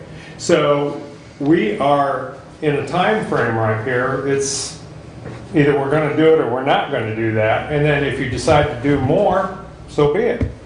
But either way, the roof has to be done. So, Randy, correct me if I'm wrong, but I think what I'm hearing is the study could start, the ordering of the supplies and getting the scaffolding set up and all this could all be started simultaneously. Correct. And so the supplies could get ordered, we could see the study in 3 weeks, Correct. and we still need the roof regardless of what the study tells us, but we've gotten the process started. Correct. That's what I'm Okay. getting at. Okay. I just wanted to make sure. Well, was obviously I didn't make that all that clear. Well, I just wanted to make sure they were running simultaneously. Yes, and So- that's what I'm getting at, yes. Yeah. Okay. Doug, Are you ready? please. No, I have questions, sorry. I would like to know, with Renaissance coming in, they bid the steel roof, we had clay tiles. Then, because we pushed back about, hey, what about just repurposing the clay tile roof? Is it fixable? Is that feasible? What was that conversation? They're the experts. Where did they lead you and why? They were always pushing for the clay roof, okay? And because of our knowledge, and I'm saying, John, we don't know a lot about clay roofs. I mean, you just don't see them. We're not involved with them, so our knowledge of clay roofs is very limited. So by talking with other contractors, and the other contractors are telling us the exact same thing, there's nothing wrong with the clays that are there. That the failure came from underneath, not the clays. Virtually, my understanding is the clays don't keep the weather out. It's the underlayment that keeps the weather out. And that's the important part, and that's what had originally failed. We were thinking the clay tile failed all the way, and it wasn't. It was actually underlayment. So that's the reason we have so many leaks in so many places all at once. And so they were always heavy toward the clay tile. They didn't want to do steel, but we were pushing it because it's what we know. So we were pushing it in that direction, and that's how this all came about. So the companies were saying, no, keep your tile, just reuse them, and I'm going, I don't think we want the tile, let's go with steel. So that's the reason we got the steel bid. So is there a reason why the underlayment failed? Was it due to our lack of something we should have done or should have known? No, it's the materials at the time. And the materials we're putting on now are going to be better and last longer? Lot better. Well, Really? I started the whole thing, Oh, yeah. Oh, yeah. where before we probably did tar paper and Yeah. Yeah, you're talking felt paper, basically, is what you're talking. Tar paper, underneath there. It's a totally different animal now with the ice guards and stuff that they use. Well, the reason I bring that question up, because as in appliances, what was built 40 years ago lasted much better than what's being built today. So it's hard to, that analogy would say my roof would be the same thing, that what they're putting on today won't last as long as what they put on 40 years ago. It's actually the you direct would- opposite. And that's why I wanted to bring it up, to unless make you sure. add false shingles, then it's that same Okay. way. But yeah. Correct. But I will add to that, though, in appliances, you're only paying 45% in inflation-adjusted dollars. So you're getting 45% of the life, and you're getting the same value for the dollars you're trading for them. I wasn't nicking. I'm just saying, that is a question that I answer on a daily basis. Right. How come this refrigerator didn't last as long as Grandma's International Harvester? And the reason why is if you look at what Grandma paid for that International Harvester refrigerator and you adjusted it for inflation, that you would be paying 2 to 3 times more than what you are today to replace it. So the final question. One more question. I'm sorry. The other question I had is, in reading the bids, that roof price is not a fixed price because underlayment's gonna cost more. If you have to, not the underlayment, but if the boards or We something. don't know how much of the boards are damaged, and no matter what bid you get, you're gonna have that. Right. That's a given. So So this could go up, and I always tell you, I always plan on at least 10% over, and that's what I would do, is I'd add another 10% right on this. 10 to 12%. Haven't they already upped their bid by that because of the cost factors? I'm sorry? I would think that Renaissance, who submitted the bid, already has a fudge factor in their bid. Oh, I'm sure they do, but we don't know what that is. One, and that's always something, as managers, we go back and forth, and where I refuse to pay for something and they have to pay for it, they got a fudge factor, and we just don't know how big it is. And that's the reason I'm able to say on some things, no, we're not paying for that, that's not our problem, and they're able to go ahead and eat it. Even though they don't like to, they will, and or vice versa. So, I build in things, they build in things, and then we hash those out. Another question I would have is, I know that you chose to go with a contractor over a management company on this.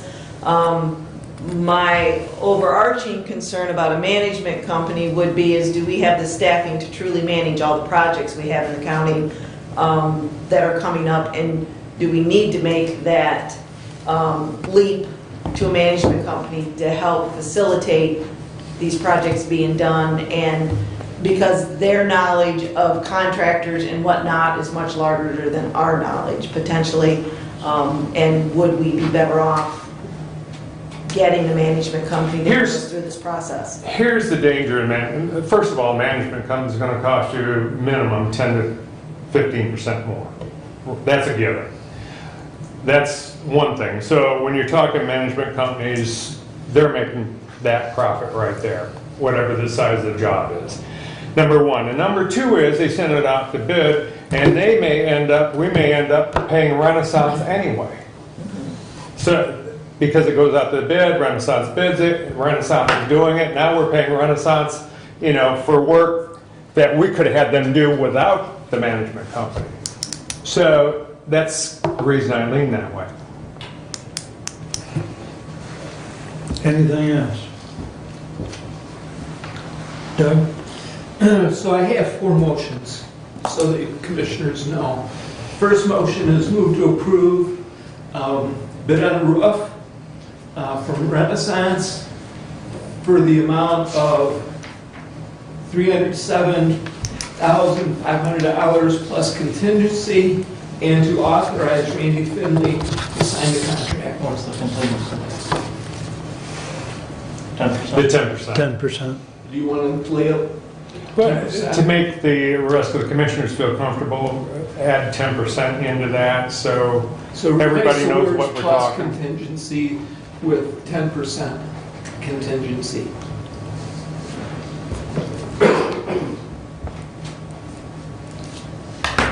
That is my first motion. Support. Moved in support. I think I'll allow any further discussion, but I think it's been discussed.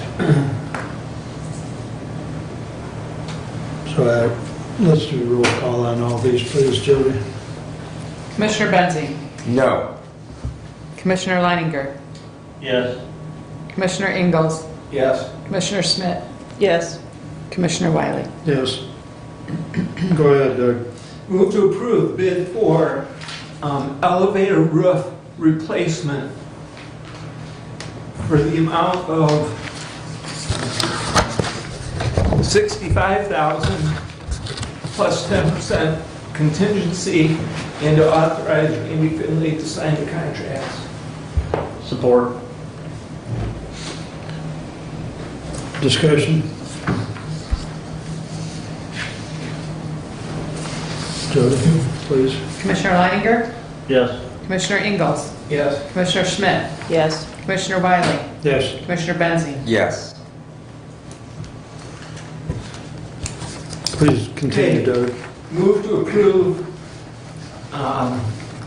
the bid on the courthouse gutter replacement for the amount of $152,000 plus 10% contingency, and to authorize Randy Finley to sign the contracts. I'll support it. Then I have a question. Go ahead, please. Who gets the scrap? You better believe I'll be after it. Okay, so there's a, We own it, it's ours. okay, I mean, that, I haven't seen the contract, so, because it's copper, all right? And just as a comment to this, because I love history and I love historical preservation, if we have scrap from that, all right, the copper, it would be nice if we at least reached out to the folks at the Mitchell Resource Center and offered them a piece, all right, much as you may recall when they did the slate tiles at the post office, that for a potential fundraiser, not all of it, all right, I want the value of that scrap because it's copper, okay, but I would, as part of this, Randy, if, as we move forward with this renovation, if there are some things that we can offer to our local historical society so that they might end up, as I have one of our local artists now deceased, who the Art Guild had some of those slate tiles for the post office, and I have one of those pieces of art in my home, but I can point to that and say, that came from our historic post office. So as part of this, I have no issues with that, and I'll make sure that we get Okay. whatever we Yeah. Okay. decide we The want. only comment I would have on that is the pictures we have from 1981 mhm.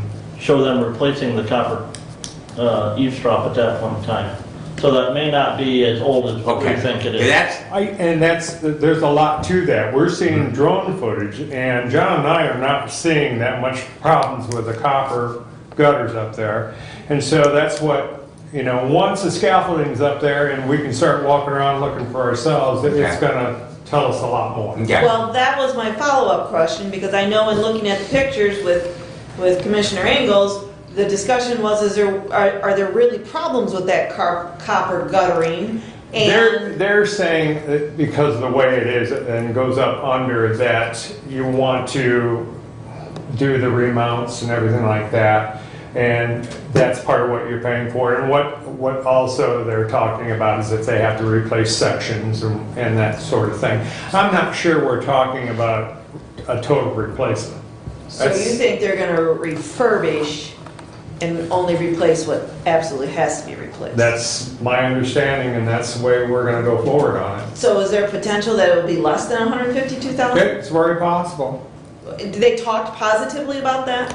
They will not talk positively about that, but that's one of my job or John's job is that's an ongoing negotiation as the project goes on. Yeah, because I will tell you, I was shocked to see that bid with seeing the pictures that we saw from 81, where it looks like they replaced a lot of that. Yeah, and I don't know how much they replaced at the time, you know, could have been all of it, could have been none of it, maybe they just refastened it, I don't know.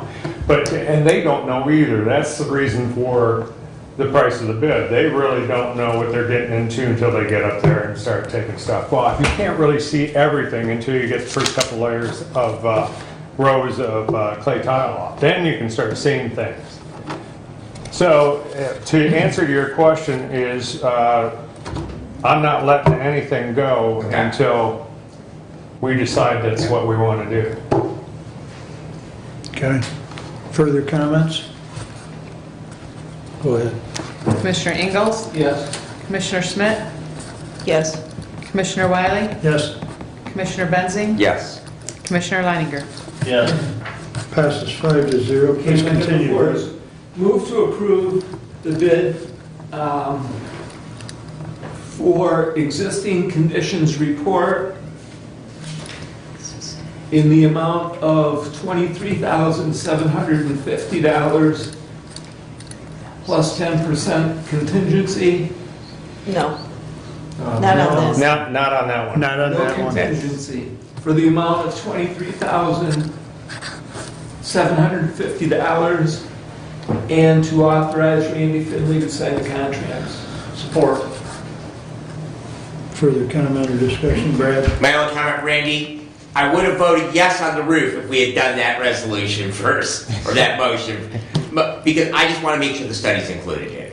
That's really, really important to me, because I agree. I don't want us to be in that place again where we move forward with the project in this building and we don't have a consolidated report on what all. Here's the thing about that study, we're not locked into that study, number one, as far as Renaissance doing the work. I mean, we may decide, Renaissance, thank you for doing the roof, but, maybe we're gonna have somebody else do, the historical windows, or whatever the case may be. So, the study is the study with the experts giving a general idea of what it's gonna cost. I guess the one comment I would make is that all of these bids are going to be paid out of the ARPA funds. Correct. Capital projects fund. Capital project. Yeah. To be funded with ARPA money. Yeah. Okay. Any further comment? Julie? Commissioner Schmidt? Yes. Commissioner Wiley? Yes. Commissioner Benzing? Yes. Commissioner Leininger? Yes. Commissioner Ingles? Yes. Passes 5-0. And I thank you, commissioners. And with that, I'm back on vacation. See ya. Thanks for coming in, Randy. Okay. Would you like follow-up resolutions? Yeah. I think it'd be appropriate to follow those up with resolutions to be easier to track. Yeah. We And just put them those, on consent agenda. those will be in consent agenda at the April 12th meeting. Okay. If you're okay, I'm going to flip-flop and let Doug continue. Yep, that's fine. Okay? Oh, okay. So you're on a roll here. So why don't you take up your other action item? You've got a couple more. Yes, I do. You got 2 more action items if you Yes, would. I do. Yep. And so we had talked about the farmer's market. I have Resolution 22-044 to the Honorable Board of Commissioners. We recommend that the farmer's market exclusively be allowed to operate in the courthouse parking lot, including the gazebo and surrounding grounds on Saturday mornings, beginning May 7, 2022 through October 29, 2022, between the hours of 6 a.m. until 2 p.m., providing that the approval has been given by the facilities director and that all required documents have been properly submitted. I so move. Support. Discussion. Just, and I don't know that it needs to be part of the resolution, Commissioner, but just with the understanding that it's the area on the south side of the courthouse, that because it says surrounding grounds in the resolution, and all of the green space around the courthouse are surrounding grounds. So I just want to clarify, because if we have someone who wants to have an art fair on the north side over by the fountain, that we are still going to allow, and that's in Randy's park venue because he handles any use of our grounds, but that we are talking about the area basically from the south wall, but all the green space and the parking lot. Would you be more, would you feel better if we said instead of surrounding grounds, adjacent? Because it's talking about gazebo and Yeah. adjacent grounds. I would be good with that. I mean, it just, they would like clarification, I know, because I know that I had some feedback from a constituent last year that wanted to utilize some of that space, and they were told that, and it was part of the market. So I want to make it as clear as possible. So when I have that question and a constituent asks me, or a member of the public asks me, why can't I use this space, that I can point to what we did here today and say, this is why. I can change it from surrounding to adjacent. Okay. If we're, Is everybody friendly with that? You're friendly with that, Kathy? Okay. Yes. So- That can be done. And you guys are all good with that? Okay. It is done. Okay. Any other discussion on the resolution? Hearing none, we'll do a roll call, please. Commissioner Wiley? Yes? Commissioner Benzing? Yes. Commissioner Leininger, No. Commissioner Ingalls, Yes. and Commissioner Schmidt. Yes. Passes 4-1. Please continue, Doug. Well, I have many items on my update since our last meeting. And just to go through quickly, we had Tifa, Hillsdale Township, EDP, Court Security, Parks, Road, Planning Commission, City Council, meetings that I attended. If at some point we have questions about those, please do ask. I'm happy to answer those questions.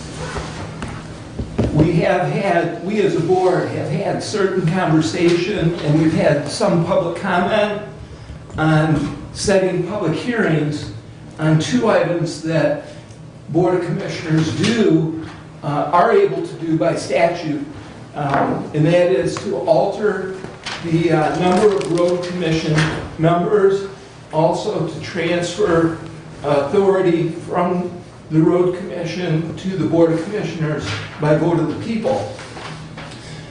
A little bit of background on that. For Michigan counties, there are 7 counties where the Board of Commissioners act as the road commission.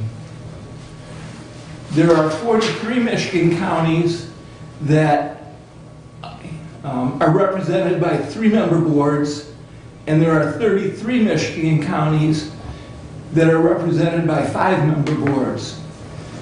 Come on, 43. 43. Did I say? My bad. Which adds up to 83, so it is 43. No, okay, you're right, 33. Okay, yes. Yep. 43 3-member, 33 5-member. 7 Board of Commissioner as road commission. CRA, which is the County Road Association, has district councils. Hillsdale County is in the southeastern district, which encompasses 8 counties. Of those counties, Calhoun, Jackson, and Ingham are Board of Commission run road commissions. Hillsdale, Branch, and Lenawee counties are 3-member boards, and Monroe and Washtenaw is a 5-member board. St. Joe County, although not in the Southeastern Council, is a neighboring county. They're part of our Tri-County Health Board, is a 5-member road commission. By statute, to alter the number of road commissioners, the statute is MCL 224.6, subsection 6, not less than 1 public hearing, not less than 28-day notice.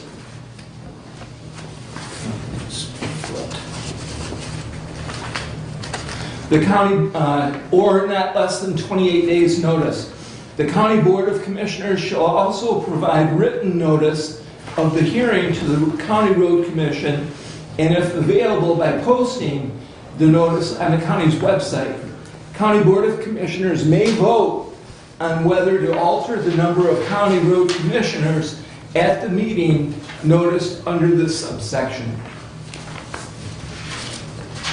I do have a motion. The motion is to establish a public hearing to alter the number of road commission members according to MCL 224.6, subsection 6, for 10 a.m. Tuesday, April 26, and Wednesday, April 27 at 7 p.m. Can I have those days and times again, please? Yep. First day is 10 a.m. Tuesday, April 26. Wednesday, April 27 at 7 p.m. The Tuesday date gives us the 28 days. Having Tuesday as a morning, having Wednesday as an evening, providing opportunity for public comment, which is what a public hearing is all about. So that would be part of our regular commission meeting, the first public hearing. If we decide to do that, yes, it would be. Did you state a time? Yes, I did, 10 10 a.m. a.m. 10 a.m., okay. Thank Support. you. So you're actually having two when only one is required in that motion. Well, and that was, The motion actually, public hearing, The requirement You wanna one, say- but we're exceeding what the requirement is. yeah, by statute, yes. yeah, there's But for a nothing, reason. For a reason, so that we have opportunity for the public to attend a morning public hearing and an evening public hearing. correct. I thought one of the options that you were considering as for adjustment for the road commission required two public hearings. We'll get to that in a minute. So these aren't those two public hearings? Correct. Okay, well, Stay tuned. all right. The reason for these two public hearings is really a singular morning and evening. At the end of the second one, if we so choose, we can vote to alter it. Did he get a support? Okay. All right. We've got the motion and the support. Is there any further discussion? Location here, because it's not part of the motion. I mean, the one public hearing One is here. is here, for One is sure. here because it's part of our commission meeting, but the second one, the motion doesn't clarify, so, you know, I'm fine with here, this is a good public space, it might not be big enough, especially in the evening, would be my only concern. Can we get written notice? The only question I have is, can we get written notice to the road commission today? Because for the Yes, 28 days is today. That's true. requirement.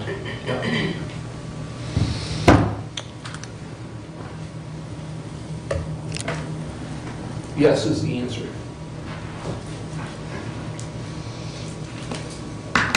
Yes, is They the answer. close at 3. Yeah, as far as your written notice to the road It commission. does email suffice? That I don't know.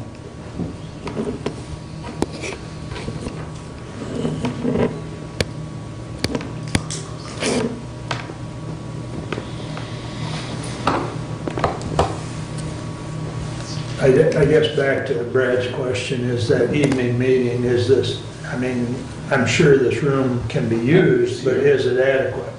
And I guess we won't know that. Right. I'll And, schedule it here. and you know, poster requirement, it's not a big deal, but we will have to post if there's, For a special meeting. then. right, exactly. Yep. So, and we can't, to Commissioner Ingalls' comment about we can take action after, on this particular issue, we can take action, but it has to be in a meeting of the Board of Commissioners, so it has to be posted not only as a public hearing, but we have to post as a meeting of the Board of Commissioners. That's Jody's how it- agreeing that's with how it because would be. you're my subject matter expert on that, but that was my interpretation of the Open Meetings Act, that we would have Yes. to post it as a meeting of the Board of Commissioners, Yes. as well as posting the public hearing. Yes. So consequently, Jody will need to know at least 18 hours in advance where we're going to hold it at. So for that evening meeting, you know, we need to have a fallback, is all I'm saying. We need to have a fallback plan in advance. And whether in the past, when we've had a large group of people, we've used the circuit courtroom, so we would probably need to reach out to Judge Lindsay and ask her, since it is her courtroom, if we could utilize that, because that would probably be the next best place that we have. And so that way we have a fallback if we do feel that we are going to need, based on feedback from when we're out and about in the district, we're gonna need that bigger space. Just let me know if where you're gonna have it at. Okay. Any further discussion on the motion? Call vote. I on do it, have a please. question. I do have a question. Yes. So getting the road commission their written notice, is that something that, Jody, you can do? write us up a... I don't think that notice comes from me. How do you want to do that? That notice comes from the Board of Commissioners. Okay. How fast will you ever minutes then? I'm not promising. We have a 1 o'clock meeting today. Yeah, it's true, so, yeah. That's not And kind of... you do get lunch. I didn't see anything in the statute that said it can't be an email unless someone else did. I mean, if the plain language in the statute says written notice, my belief is, just because of what we have done in other places as far as electronic, and we've clarified, I'm thinking it's got to be a physical written notice Or to the both. Or both. Yeah. Yeah, rather than an email. Okay. Alrighty. I would rather be safe than sorry. Alrighty. At lunch, if you talk to Marnie, she may accommodate you. Chocolate does a lot. All right, moving right along. Okay, so... Is there further? we're ready to further. Yeah. I'm sure Marnie can throw something together. You'll just have to figure out a way. Go ahead. Jody, Yeah. do roll call. Yeah. Yep. Commissioner Benzing, Yes. Commissioner Leininger, Yes. Commissioner Ingalls, Yes. Commissioner Schmidt, Yes. Commissioner Wiley. Yes. Passes 5-0. Please continue, Doug. Okay, just to follow up with the statute on what the Board of Commissioners can do to transfer the powers, duties, and functions of the elected Board of County Road Commissioners to the County Board of Commissioners, according to MCL 224.6 subsection 8, we need to submit to the qualified and registered electors of the county at the next regular election to be held in the county the question whether to transfer the powers, duties, and functions of the Board of County Road Commissioners to the County Board of Commissioners.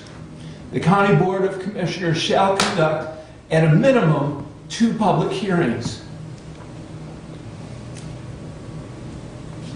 My motion, and I do make a motion, to establish public hearings to submit to the qualified and registered electors of the county at the next regular election to be held on whether to transfer the powers, duties, and functions of the elected Board of County Road Commissioners of Hillsdale County to the County Board of Commissioners according to MCL 224.6 subsection 8.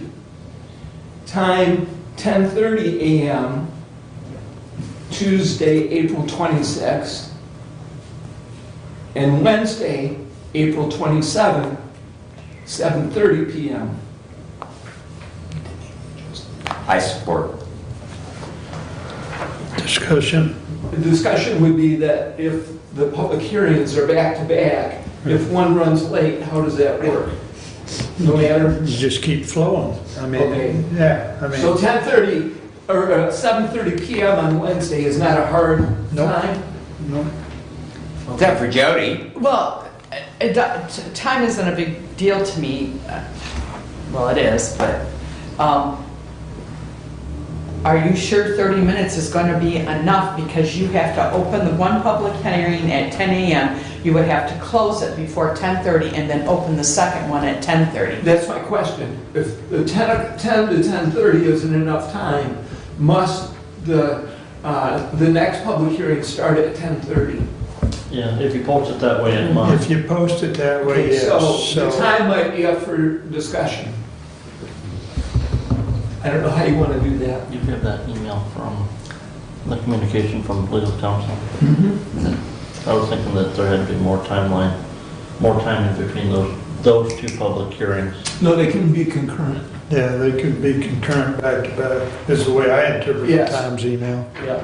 Yes. I thought there had to be a certain number of days in between those 2 public hearings. No, just because, between, Yeah. okay, so the second public hearing, which is at Wednesday night at 7:30, is not the second public hearing to accommodate the statute. We would need to establish 28 days forward Okay. another public hearing. So these two public hearings, even though there's two, the purpose is to provide a morning opportunity and an evening opportunity for the public. Because I don't want. Go ahead, Commissioner, Because please. I was quite sure that, right, for two public hearings on this issue, there had to be a 28-day space in between those two public hearings. Right, the minimum is two. We can have more public hearings. But are you finished, Commissioner? I'm sorry. In order to keep the public engaged and uniformity, I would almost want to go back with a motion to reconsider the previous motion and to accommodate that 28-day break in between so that we're receiving all of the information on those 2 days. So we have one at our commission meeting during the day, and then we have that second opportunity at night, and we split with the 28 days. The only contention with that, Commissioner, would be if we should decide to, as I read legal counsel's interpretation and as I read the statute, if we are to vote to change the number of road commissioners, you must do that at the meeting that you have the public hearing at for that discussion item. It's not must, it's may. I believe so. I believe it's May.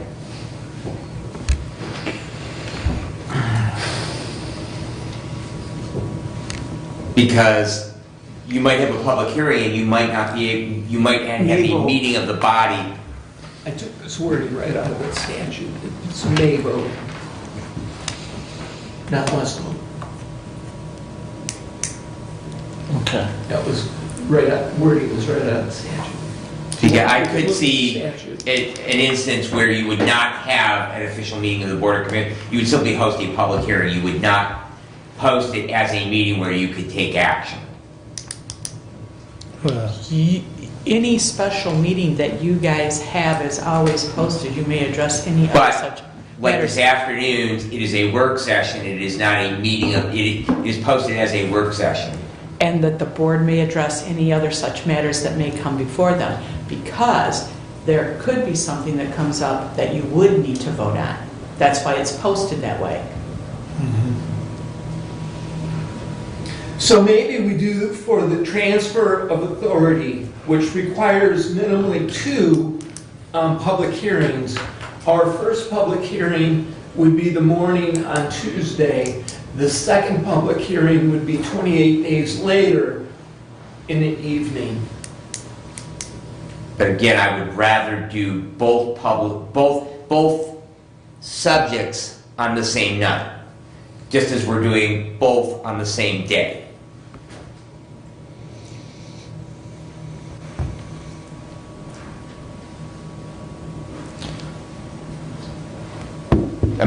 Commissioner Wiley, am I being clear with what My understanding of what you're asking for is that we're going to go forward with 2 hearings on the 26th, 2 hearings on the 27th, and if the Board of Commissioners from that information decides to go forward or have more discussion on transferring the road commissioners to the county commissioners, we would then set a third hearing for that discussion 28 days after the 4/27. Right. And That's then- what I'm hearing.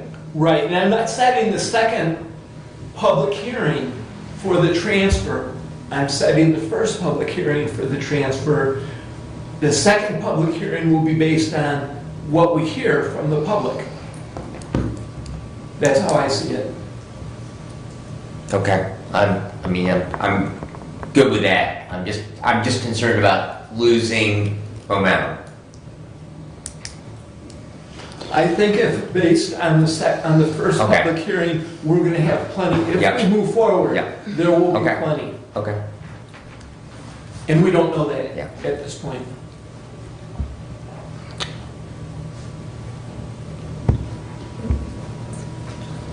we have trouble getting the work done that we've got to get done. And the discussion for this board to take over the road commission is, in my opinion, insane. Because you're entertaining a discussion that this board doesn't even have the time to do. You know, the discussion to add 2 more positions out there, fine, I'm open to that discussion, I'm open to that public hearing. But to discuss this body taking that over is just pure insanity. Commissioner Benzing and I have talked that when 7 commissioners made up this board, the distribution of duties was much better because of the many entities that we have to sit on boards or committees. We are a board of 5, so that list of committee assignments got even more intense. To take on the road commission is insanity. And to hold a public hearing to address that is insanity. And if you talk to anybody in Jackson County, they will tell you that they were a balanced budget before the road commission or before the board of commissioners took over the road commission. And now they're in a $100 million deficit. So did taking over the road commission by the board of commissioners in Jackson County work? I would say no, because now they're strapped with a $100 million debt. You know, so quite honestly, I will vote no on having a hearing to address this body taking over the commissioners, or taking over the road commission. We don't have the time for it. I mean, that's my opinion, and any further discussion on the motion at hand? I bring the motion because of the public interest, and so thus the public hearing aspect. The public hearing is not the decision. The public hearing is the opportunity for the public, thus the reason for the motion. Okay. I understand what your proposal is, Doug. I just think that the whole concept is insane. I don't have a support on that second motion. Oh, I thought, I support yeah, it. Brad did. I'm sorry, I did hear you. I thought, yeah, thank you. Because I was pretty sure I heard it over here with. I wouldn't have let you discuss it if we didn't have support on it. Well, you never know. All right, further discussion on this motion, This is a roll call vote also. please. Commissioner Leininger, Yes. Commissioner Ingalls, Yes. Commissioner Schmidt, No. Commissioner Wiley, No. Commissioner Benzing. Yes. Passes 3-2.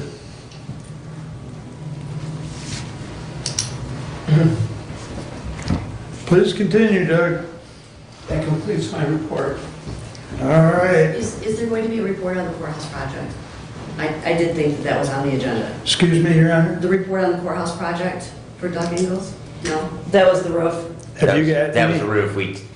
When Randy Finley was here. I don't know if you stepped out during that time or No, I. not. Okay, that was the courthouse project discussion. Right, the only other add I might have is that we've received an email from Nathan Hall regarding the grant, and it's in process. Nathan expects March 28th decision, and we should hear shortly after that. That was yesterday.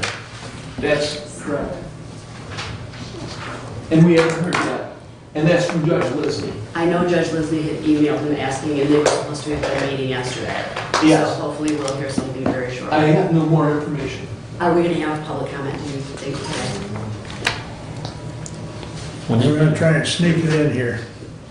We're going to try and. I'll just sit. All right. Thank you. Thank you, Aaron. Okay. Brad, you're up. All right, we'll get the action item out of the way first. 22040 to the Honorable Board of Commissioners.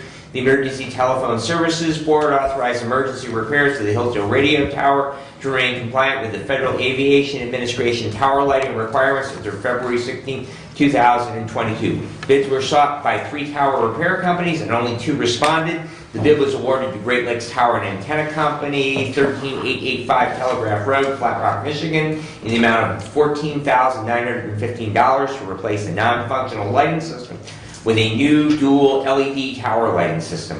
Furthermore, the funds from this purchase shall be taken from the tower repair maintenance account 261-425-00-931-007, and I would move for adoption. Support. Thank you. And Tom, do you have any input on the tower lights other than they'll be really, really bright? The system we're putting, I don't know if I'm going to put it there. Sorry, the system we're going to be putting out is a dual white and red LED system, just to maintain our FAA and FCC compliance with the federal law. So it's nothing we can't avoid doing. It's got to be done. So unfortunately, And just a little backstory on it, they did actually have a company come in, climb the tower, put new lights in. The new lights didn't fix it. It's actually part of the control system is the problem.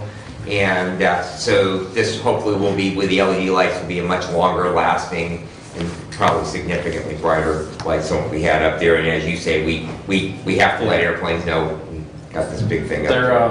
the LEDs are medium intensity lights, so they're not. I mean, they're bright enough. Probably what's on the window, same type of system. But yeah, Great Lakes Tower was out there twice, climbed the tower, replaced the bulbs, and still not functioning. The white strobe at the top is still functioning, which keeps us temporarily compliant. However, that's been flashing since January. So to maintain our FCC and FAA compliance, we need to get that done. So they were actually out last week, started the project. I was hoping to hear from them today that they would be out today to finish the project. But they were waiting for better weather. Apparently today's not better weather, so. And this is a little more than what was budgeted for that line item, but... It is. I'm going to end up having to get with Derek and either transfer some money out of capital expense, to a capital expense line, but yeah. Any further discussion?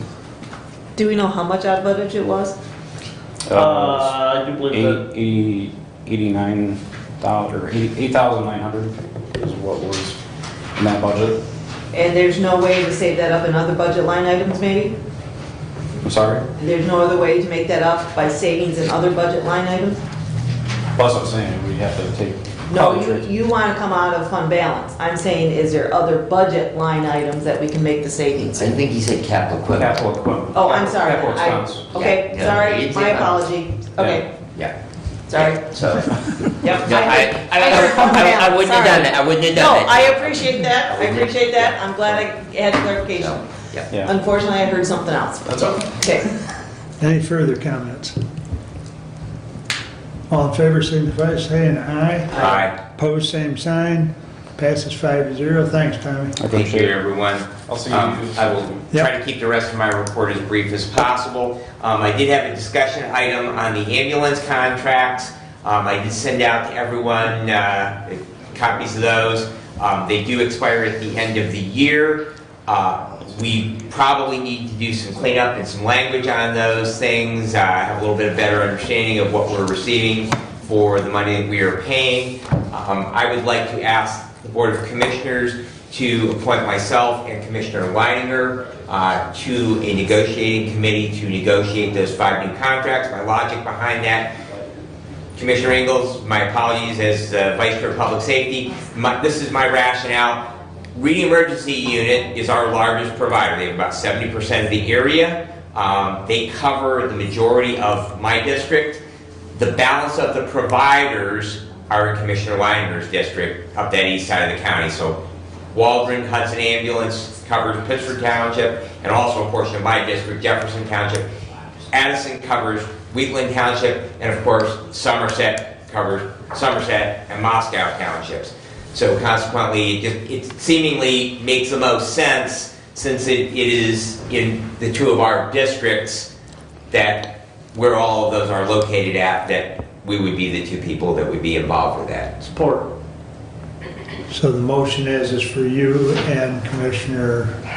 I didn't put that as a motion. Yeah, No, that's what it so was. Commissioner Langer and Commissioner Benzine will head up the negotiations on the ambulance contracts, and you'll report back to the board. Correct.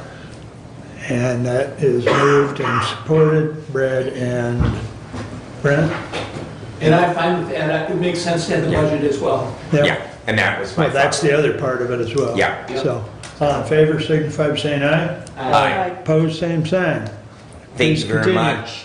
Also to that end, the Ambulance Association does have the regular quarterly meeting next Tuesday. I am going to be out of town, so Commissioner Ingalls, if you would like to attend as public safety, that would be, if you can do that. Please say again when It would be next Tuesday, I believe that is the 5th, in time. 6 p.m.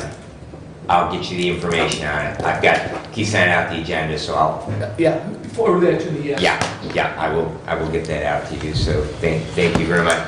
I just wanted to hit a couple of highlights. I had a fairly lengthy report, but in the interest of time, I will winnow that down as best I can.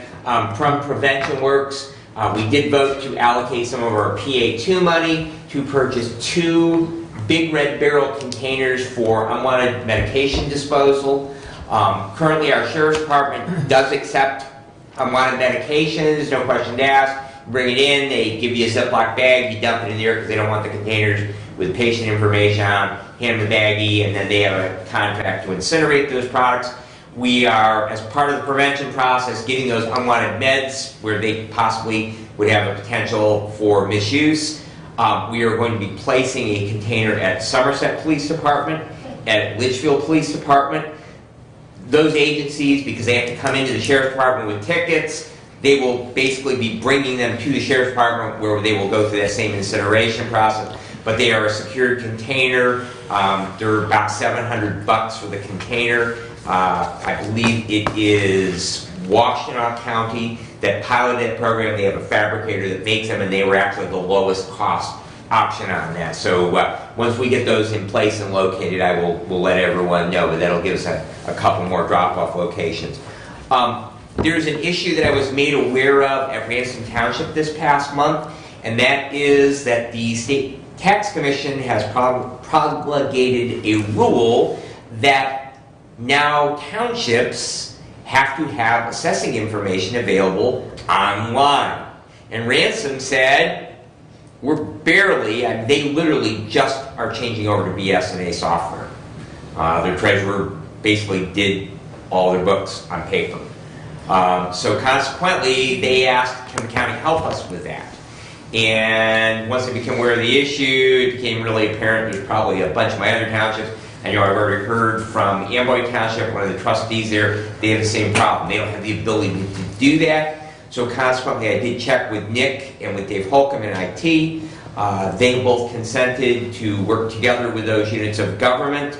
And so consequently, as you are going through your cycle of meetings for this next month, please make them aware that if they need to have that done for them, to contact Nick. How detailed of information? The full property data card? Yep. Yeah. But we already have, we have that stuff. It's not like we don't have it. So, but we will be hosting, we'll have a page for each unit, or a tab at least for each unit, so that they can then direct people, and that will bring them in compliance. So please do make your units, probably Moscow will be interested. I'm just thinking of, They're on BSNA. but they probably don't have it, but they don't have a website. Fayette is not on BSNA. Right, okay. So, Yeah, so, really it affects the townships that don't have a township website. Hillsdale Township does, so, they're probably okay. Some of the Yeah, other. but I don't think there's very few townships in the county that participate with BSNA where you can purchase, where you can view, in essence, the data from the property data card online on Right. BSNA. Mhm.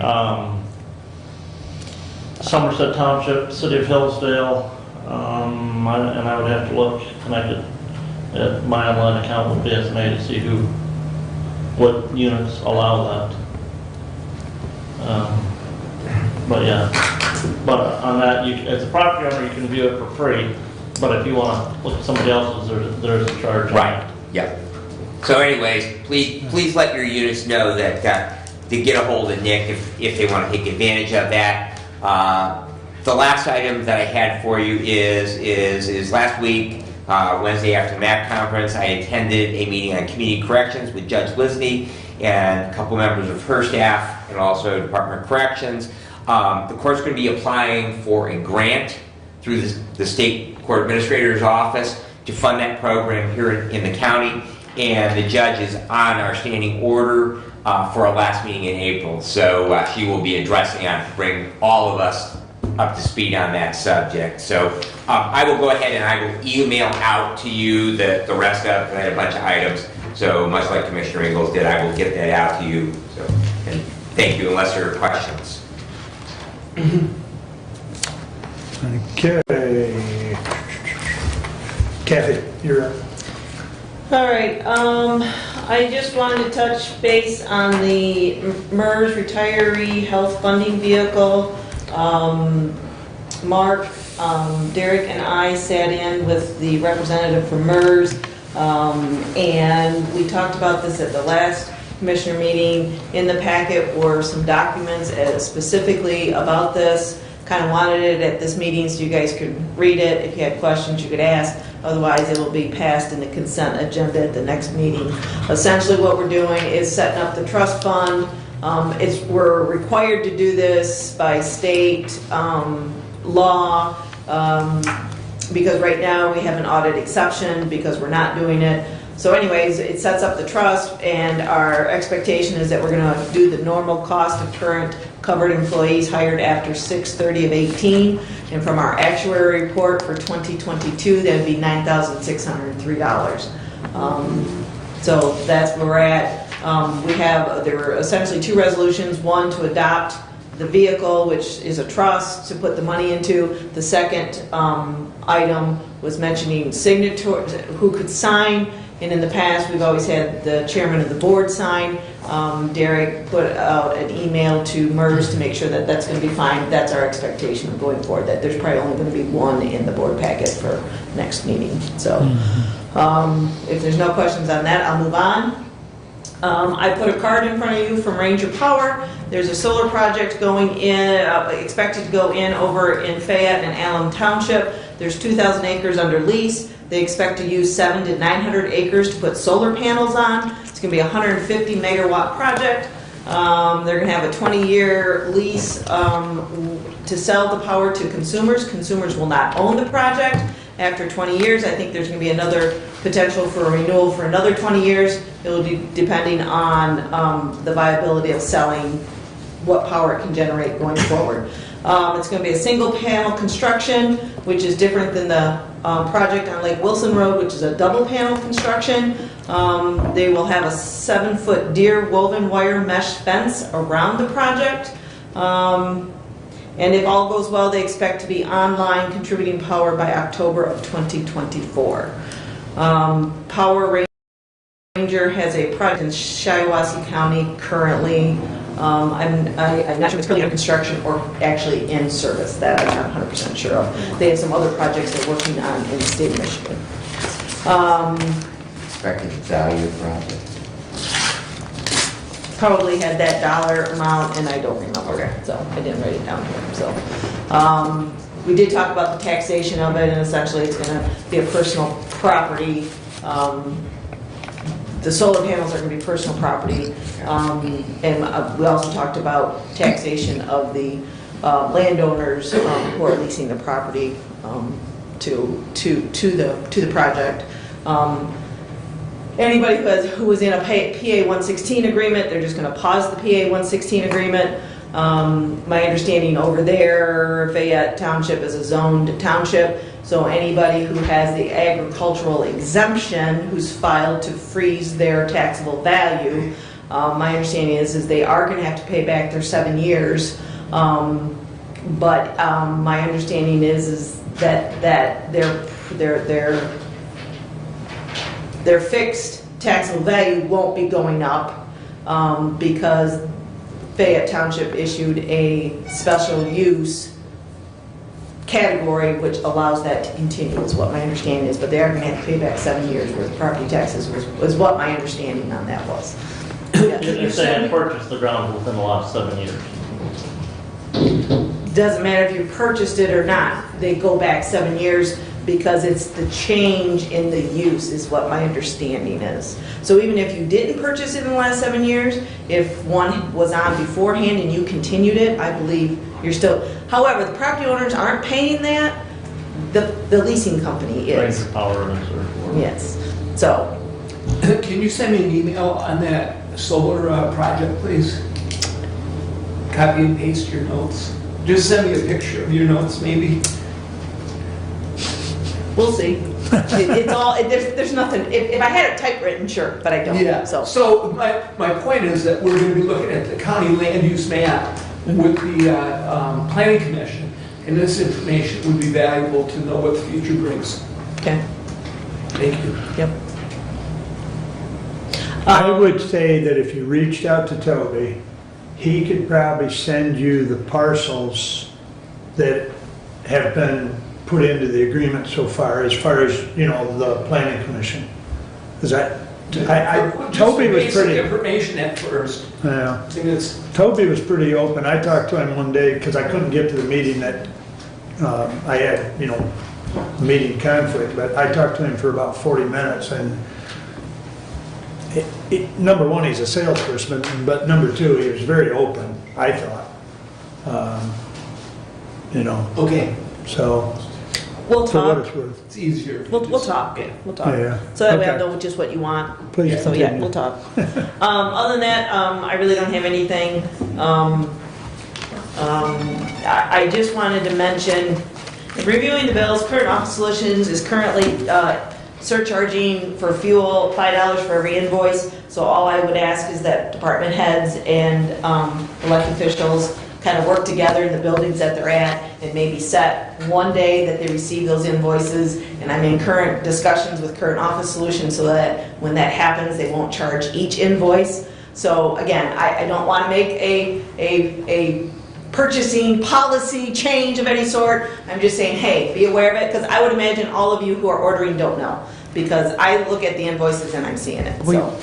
Abe asked yesterday if it was time to put an order in, and we want to make sure that when we do a big order. Right, Because of right. that. And maybe building wide for you guys, like, you know, the downstairs, to the people downstairs, probate court, prosecuting attorney, and so on and so forth. So Maybe anyway, kind of deal, we could have a current office solution day, like an Amazon day. so anyways, just kind of, you know, Prime. make everybody aware of that and try to work together. And again, $5 isn't a lot, but on a lot of different invoices, it can add up. It's not major money, but it is money. So that's all I have. Hillsdale Senior Center Board did not meet last week. That was moved to this afternoon, but that has now been canceled. So I don't know when that will be up again. On Tuesday, April 12th, at our commissioner meeting, Terry Beer, the director of the senior center, is on, I do believe, standing order, and she will be asking this body to put a renewal of a half millage rate to the voters of the public. That millage is set to expire at the end of this year. The following day, on Wednesday, April 13th at 1 o'clock, Region 2 Area Agency on Aging, as part of their 3-year annual plan program that they're doing now for plan implementation and design for the next 3 years. At 1 o'clock on that day, they will have a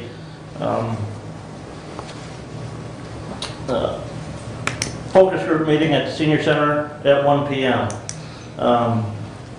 Area Agency on Aging is putting out for bid the request for proposal for new office building in Brooklyn. The tentative plan right now is to have a groundbreaking celebration ceremony for that new office building as part of the annual celebration on Friday, May 20th. More details to follow on that. MSU Extension had an advisory council meeting last evening. Mary Balling from Monroe County is currently serving as the acting area director, replacing Matt Shane, who has moved off the line and is serving as an active director at the state level. FEMA Advisory Board, still trying to get more information on the FEMA Advisory Council. those grant applications, the requirements that go with that, and if we've got somebody within county government that can help administer and manage that. I will email out to everybody some revisions that are being proposed to the Human Services Committee bylaws. That is the last of my report that I have. Commissioner Benzine and I have talked, he's going to get with you as far as the language on that millage And proposal. yeah, we have discussed as well. But Thank you. Discussions are ongoing. And just for, well, I'll jump right into my report. As far as MAC conference, there is a link, and I may have sent it out, I may not. If not, go to MAC or, micounties.org and look at the conference. One of the sessions that I did sit in on was the Headley Amendment, and that gives you a nice review of that. And part of the reason I bring that up is because right now that millage is already rolled back due to the Headley Amendment. And so, we need to look at that. If that's rolled back now, why renew it at the half? So that's all I'll say on that, as well as with the rest of the breakout sessions that Brad and I attended. We both attended different ones. And I know we could both share more, but due to time, if you've got a specific question on a specific breakout, feel free to contact us. But all those breakouts are on the webpage. The slides, as well as they've actually got the audio presentations of them. So I would encourage you to look at those. I'll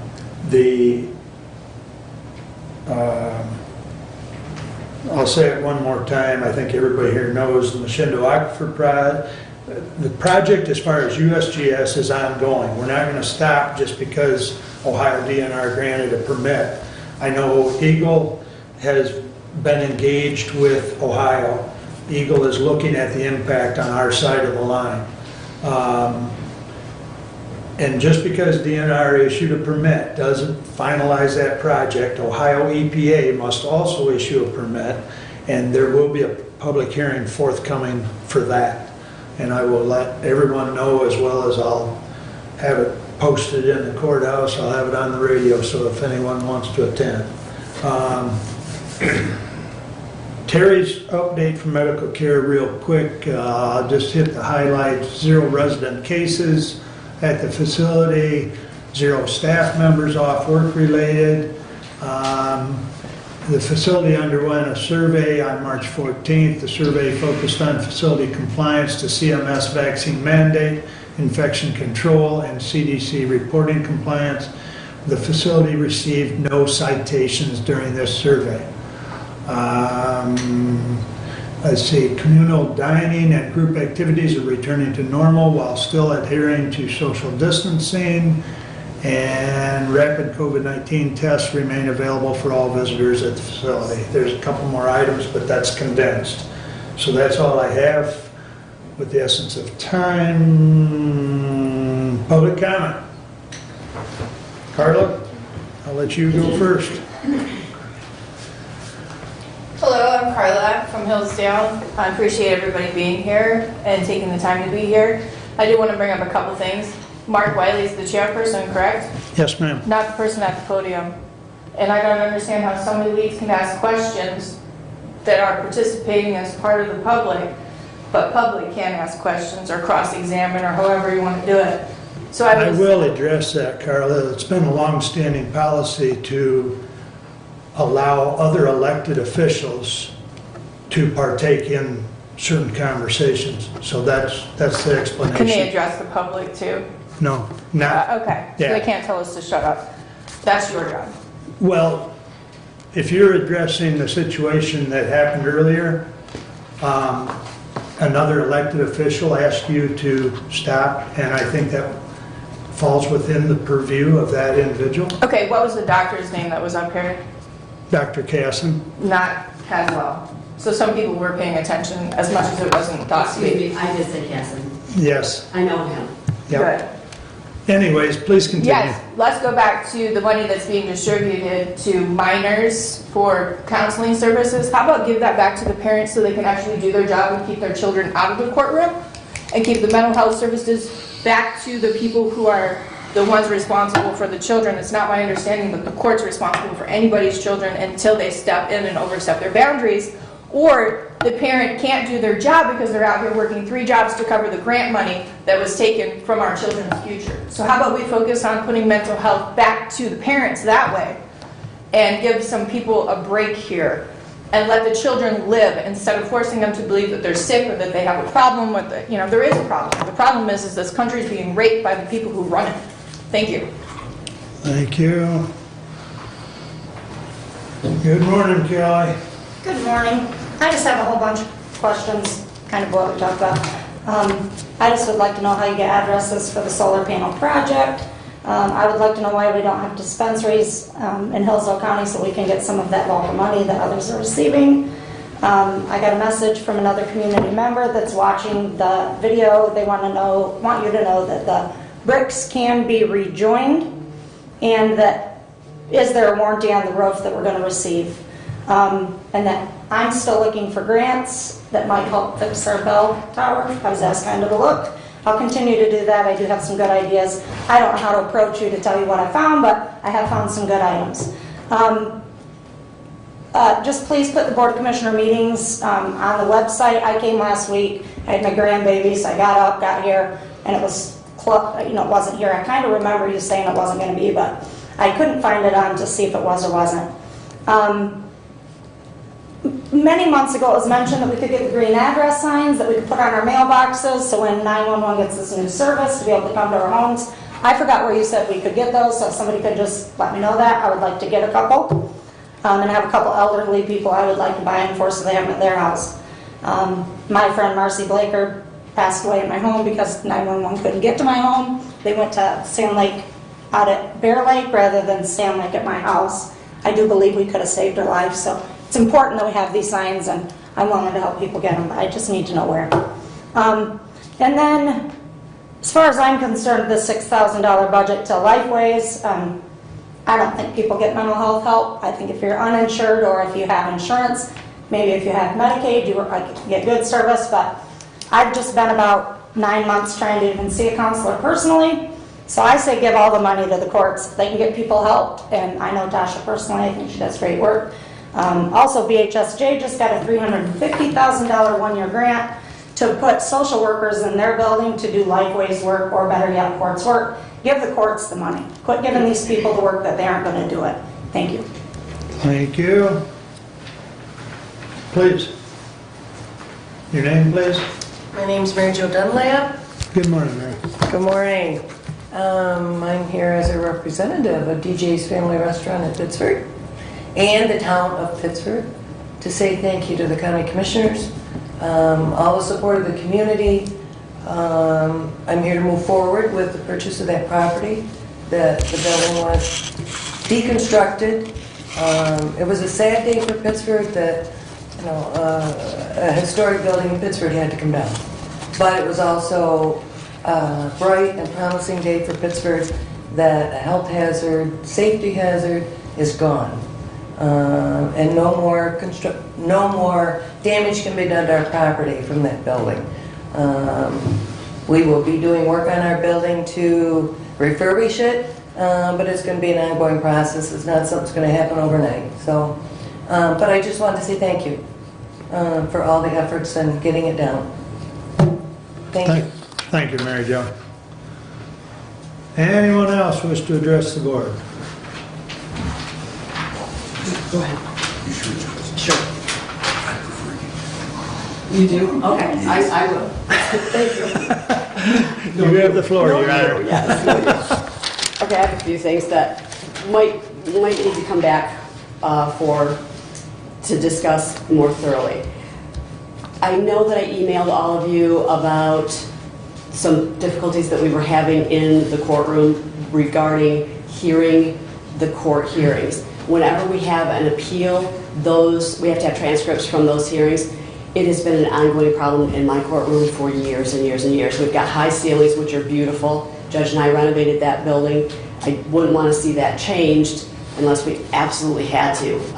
There are ways to assist the acoustics in there, and I think we just need to figure out what that is. I know that they've done it in other areas around here, and I can't remember what buildings that they look to, but it's a two-pronged problem. It's acoustics in doing something in the building, getting something on the walls to absorb some of that, and then the equipment. I know that Dave is aware of it because I've talked to him about it. They've actually been involved previously. He indicated one of the things that's happening is WCSR actually comes through the building, and the best way I can put it is it invades my recorder's equipment, so that what she hears, and this has been going on a really long time because when Sean Butler was employed here, she was complaining about it as well. They did something and it helped it for a while, but when they listen back to the recordings, they hear WCSR. They cannot hear what the testimony is. Compounded by Zoom, I was hearing for a while that, well, just use the Zoom hearings, those recordings, because it's kind of dual fold. I actually went through and listened to an entire trial that was done by Zoom. It was horrific. You could not hear one of counsel's questions. You couldn't hear one of them. So the recorders are actually writing letters to me saying, I refuse to ever transcribe another hearing from your courtroom. And who do I need to make that, who do I need to get that to? So I'm doing that because that was directed to, actually I'm not sure who it was directed to, but I got the letter anyway. It came to me. I thought, I need to make you know, we need to do this as quickly as possible. We need to let Dave make this be a #1 priority for him, because one of the vital things that we do is conduct hearings in our courtrooms. They have to be able to be here. I think if we use the same equipment, and this is what I asked for, if we use the same equipment that is being used in the circuit courtroom, then, in downsizing obviously because the probate courtroom is a smaller courtroom, the hearings in there and the acoustics in there now, even though that's an even larger building, are beautiful. So I know it can be done. I'm imploring you, please do this as quickly as possible. Second thing, I don't know what's happening with the building. I know that you guys are trying. We're looking to see how if we're going to even put all 3 courtrooms in one. In the meantime, where my chambers are right now is I am right off my probate office. The intention for years now has been for me to be upstairs, or I should say the probate chambers to be upstairs, so that both judges use the back stairs. We're out of the public stairway. I've got the bailiff after me all the time. Judge, why are you using that public stairway? Well, because my bench is on this end. It's the quickest, fastest way down to where I am presently. I'm asking us to have Randy's people get those chambers ready on the 3rd floor. I'll come up the back stair. I'll do what I'm supposed to do there. It's not going to take much. If we can convert this, is somebody still here? Well, here's Dave, and maybe he can help me on the IT stuff. But if they could just do the same thing that they did in the downstairs chambers, it was cosmetic stuff. I don't think anything else needs to be done. I think that they put some, maybe Dave helped with it, they put some wiring, some telephone wires already in that office area. It's where you guys were. So that office just needs to be brought up to this kind of a code, and then let's get going on that courtroom, unless unless we're gonna have a hole through it to another building, I don't know. But we've got to do something right now about the equipment and the acoustics, because I've got to be able to have people transcribing and being able to hear what's going on in the courtroom. So whatever it takes to do that as quickly as possible, let's please do. I'll allow. If it's okay, the acoustics has been something that has been discussed with facilities and as well with IT. And I can assure you that everything right now, Judge, is being done, that in some regard, their orders have been placed, equipment is on the way. However, it's a supply chain, and it's depending on other people that is the holdup. It's not here. Now, there are certain things that can be done. For example, insulating window or door, that could adjust sound. I do know that IT is aware of WCSR. That has been talked about for weeks, and that it's ongoing, trying to resolve that. And that, while David's standing here, he's the IT guy, we've communicated with that to know that it is absolute importance for you to have that done. It is something that is being worked on as speedily as possible. I appreciate that. Thank you. So I can assure you that that discussion has been held. I know that one of the things that David expressed to me is that there was a possibility or there was a problem with getting supplies there. I don't know what company was used for the circuit court, but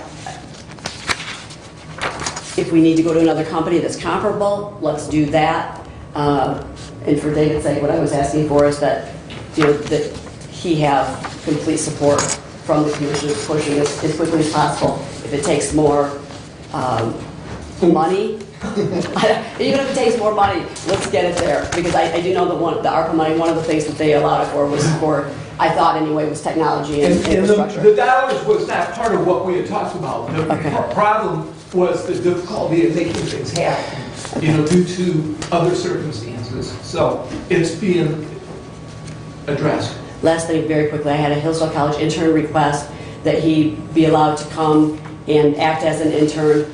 He would like a stipend. I said, I don't know that I have anything in my budget, but I do know that we have a new policy, and I'm trying to accommodate that, and it applies even to interns or volunteers, I think. So I'm letting you guys know, I'd like him to just come for a couple of months, insofar as, and as long as I have money in my budget, if I have to shift something around. Is that okay? Again, we're looking at 2 months this summer, and I've got plenty of work that he could do. As long as it's in your budget, that's fine. Do we need to have, do you guys need additional information for a 2-month intern?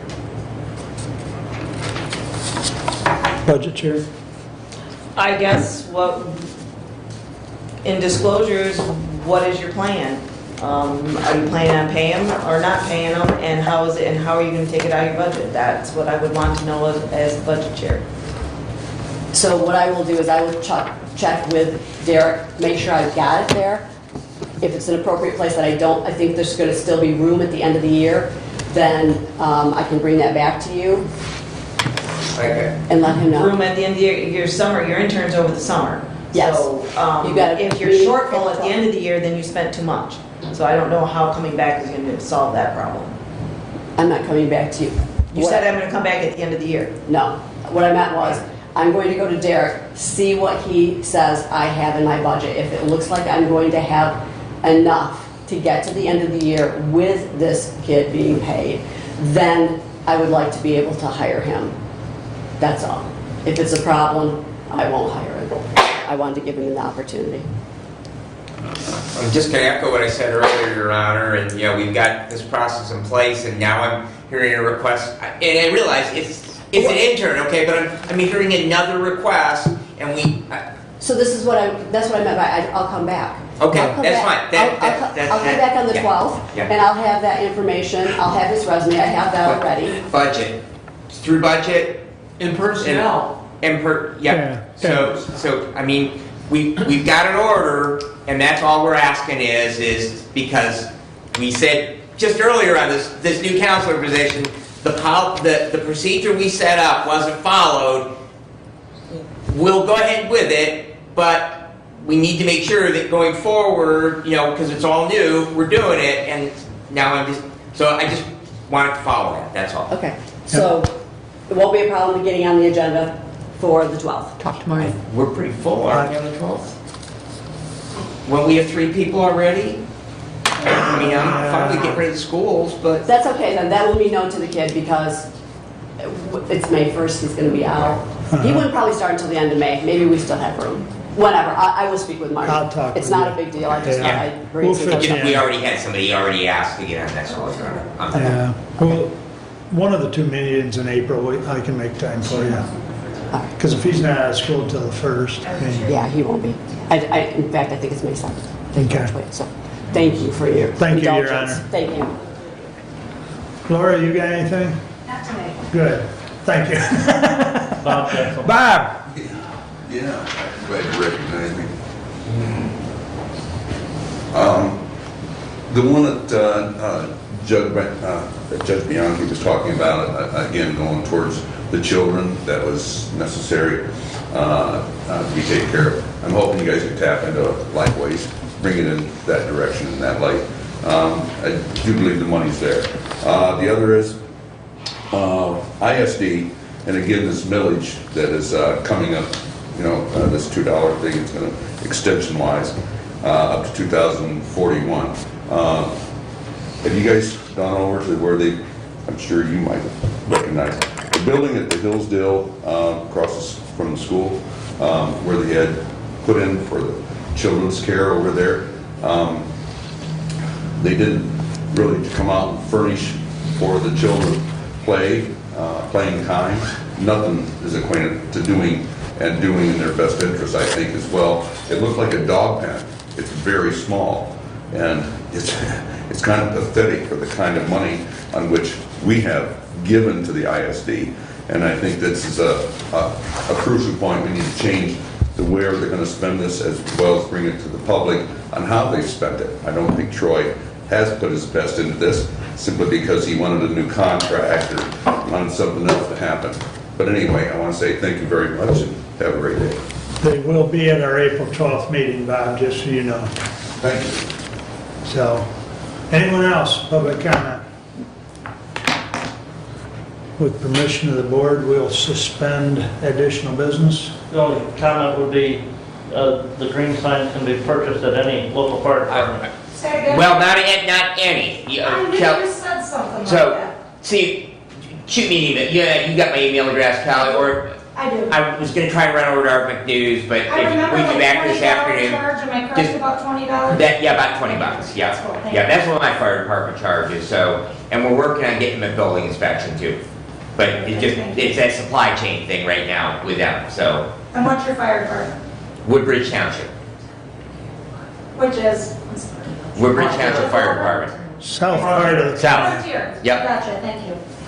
just to tag team onto that, Kelly, I got mine at Jonesville Hardware, and they've got the numbers and the signs. $20-ish? I think so. It's been a while since I bought it, but And if not, I'll give it to Brad. I appreciate it. I just got a couple older people that I think really should have. We firefighters and EMS people appreciate that. And I appreciate you pushing that. Thank you. we stand adjourned until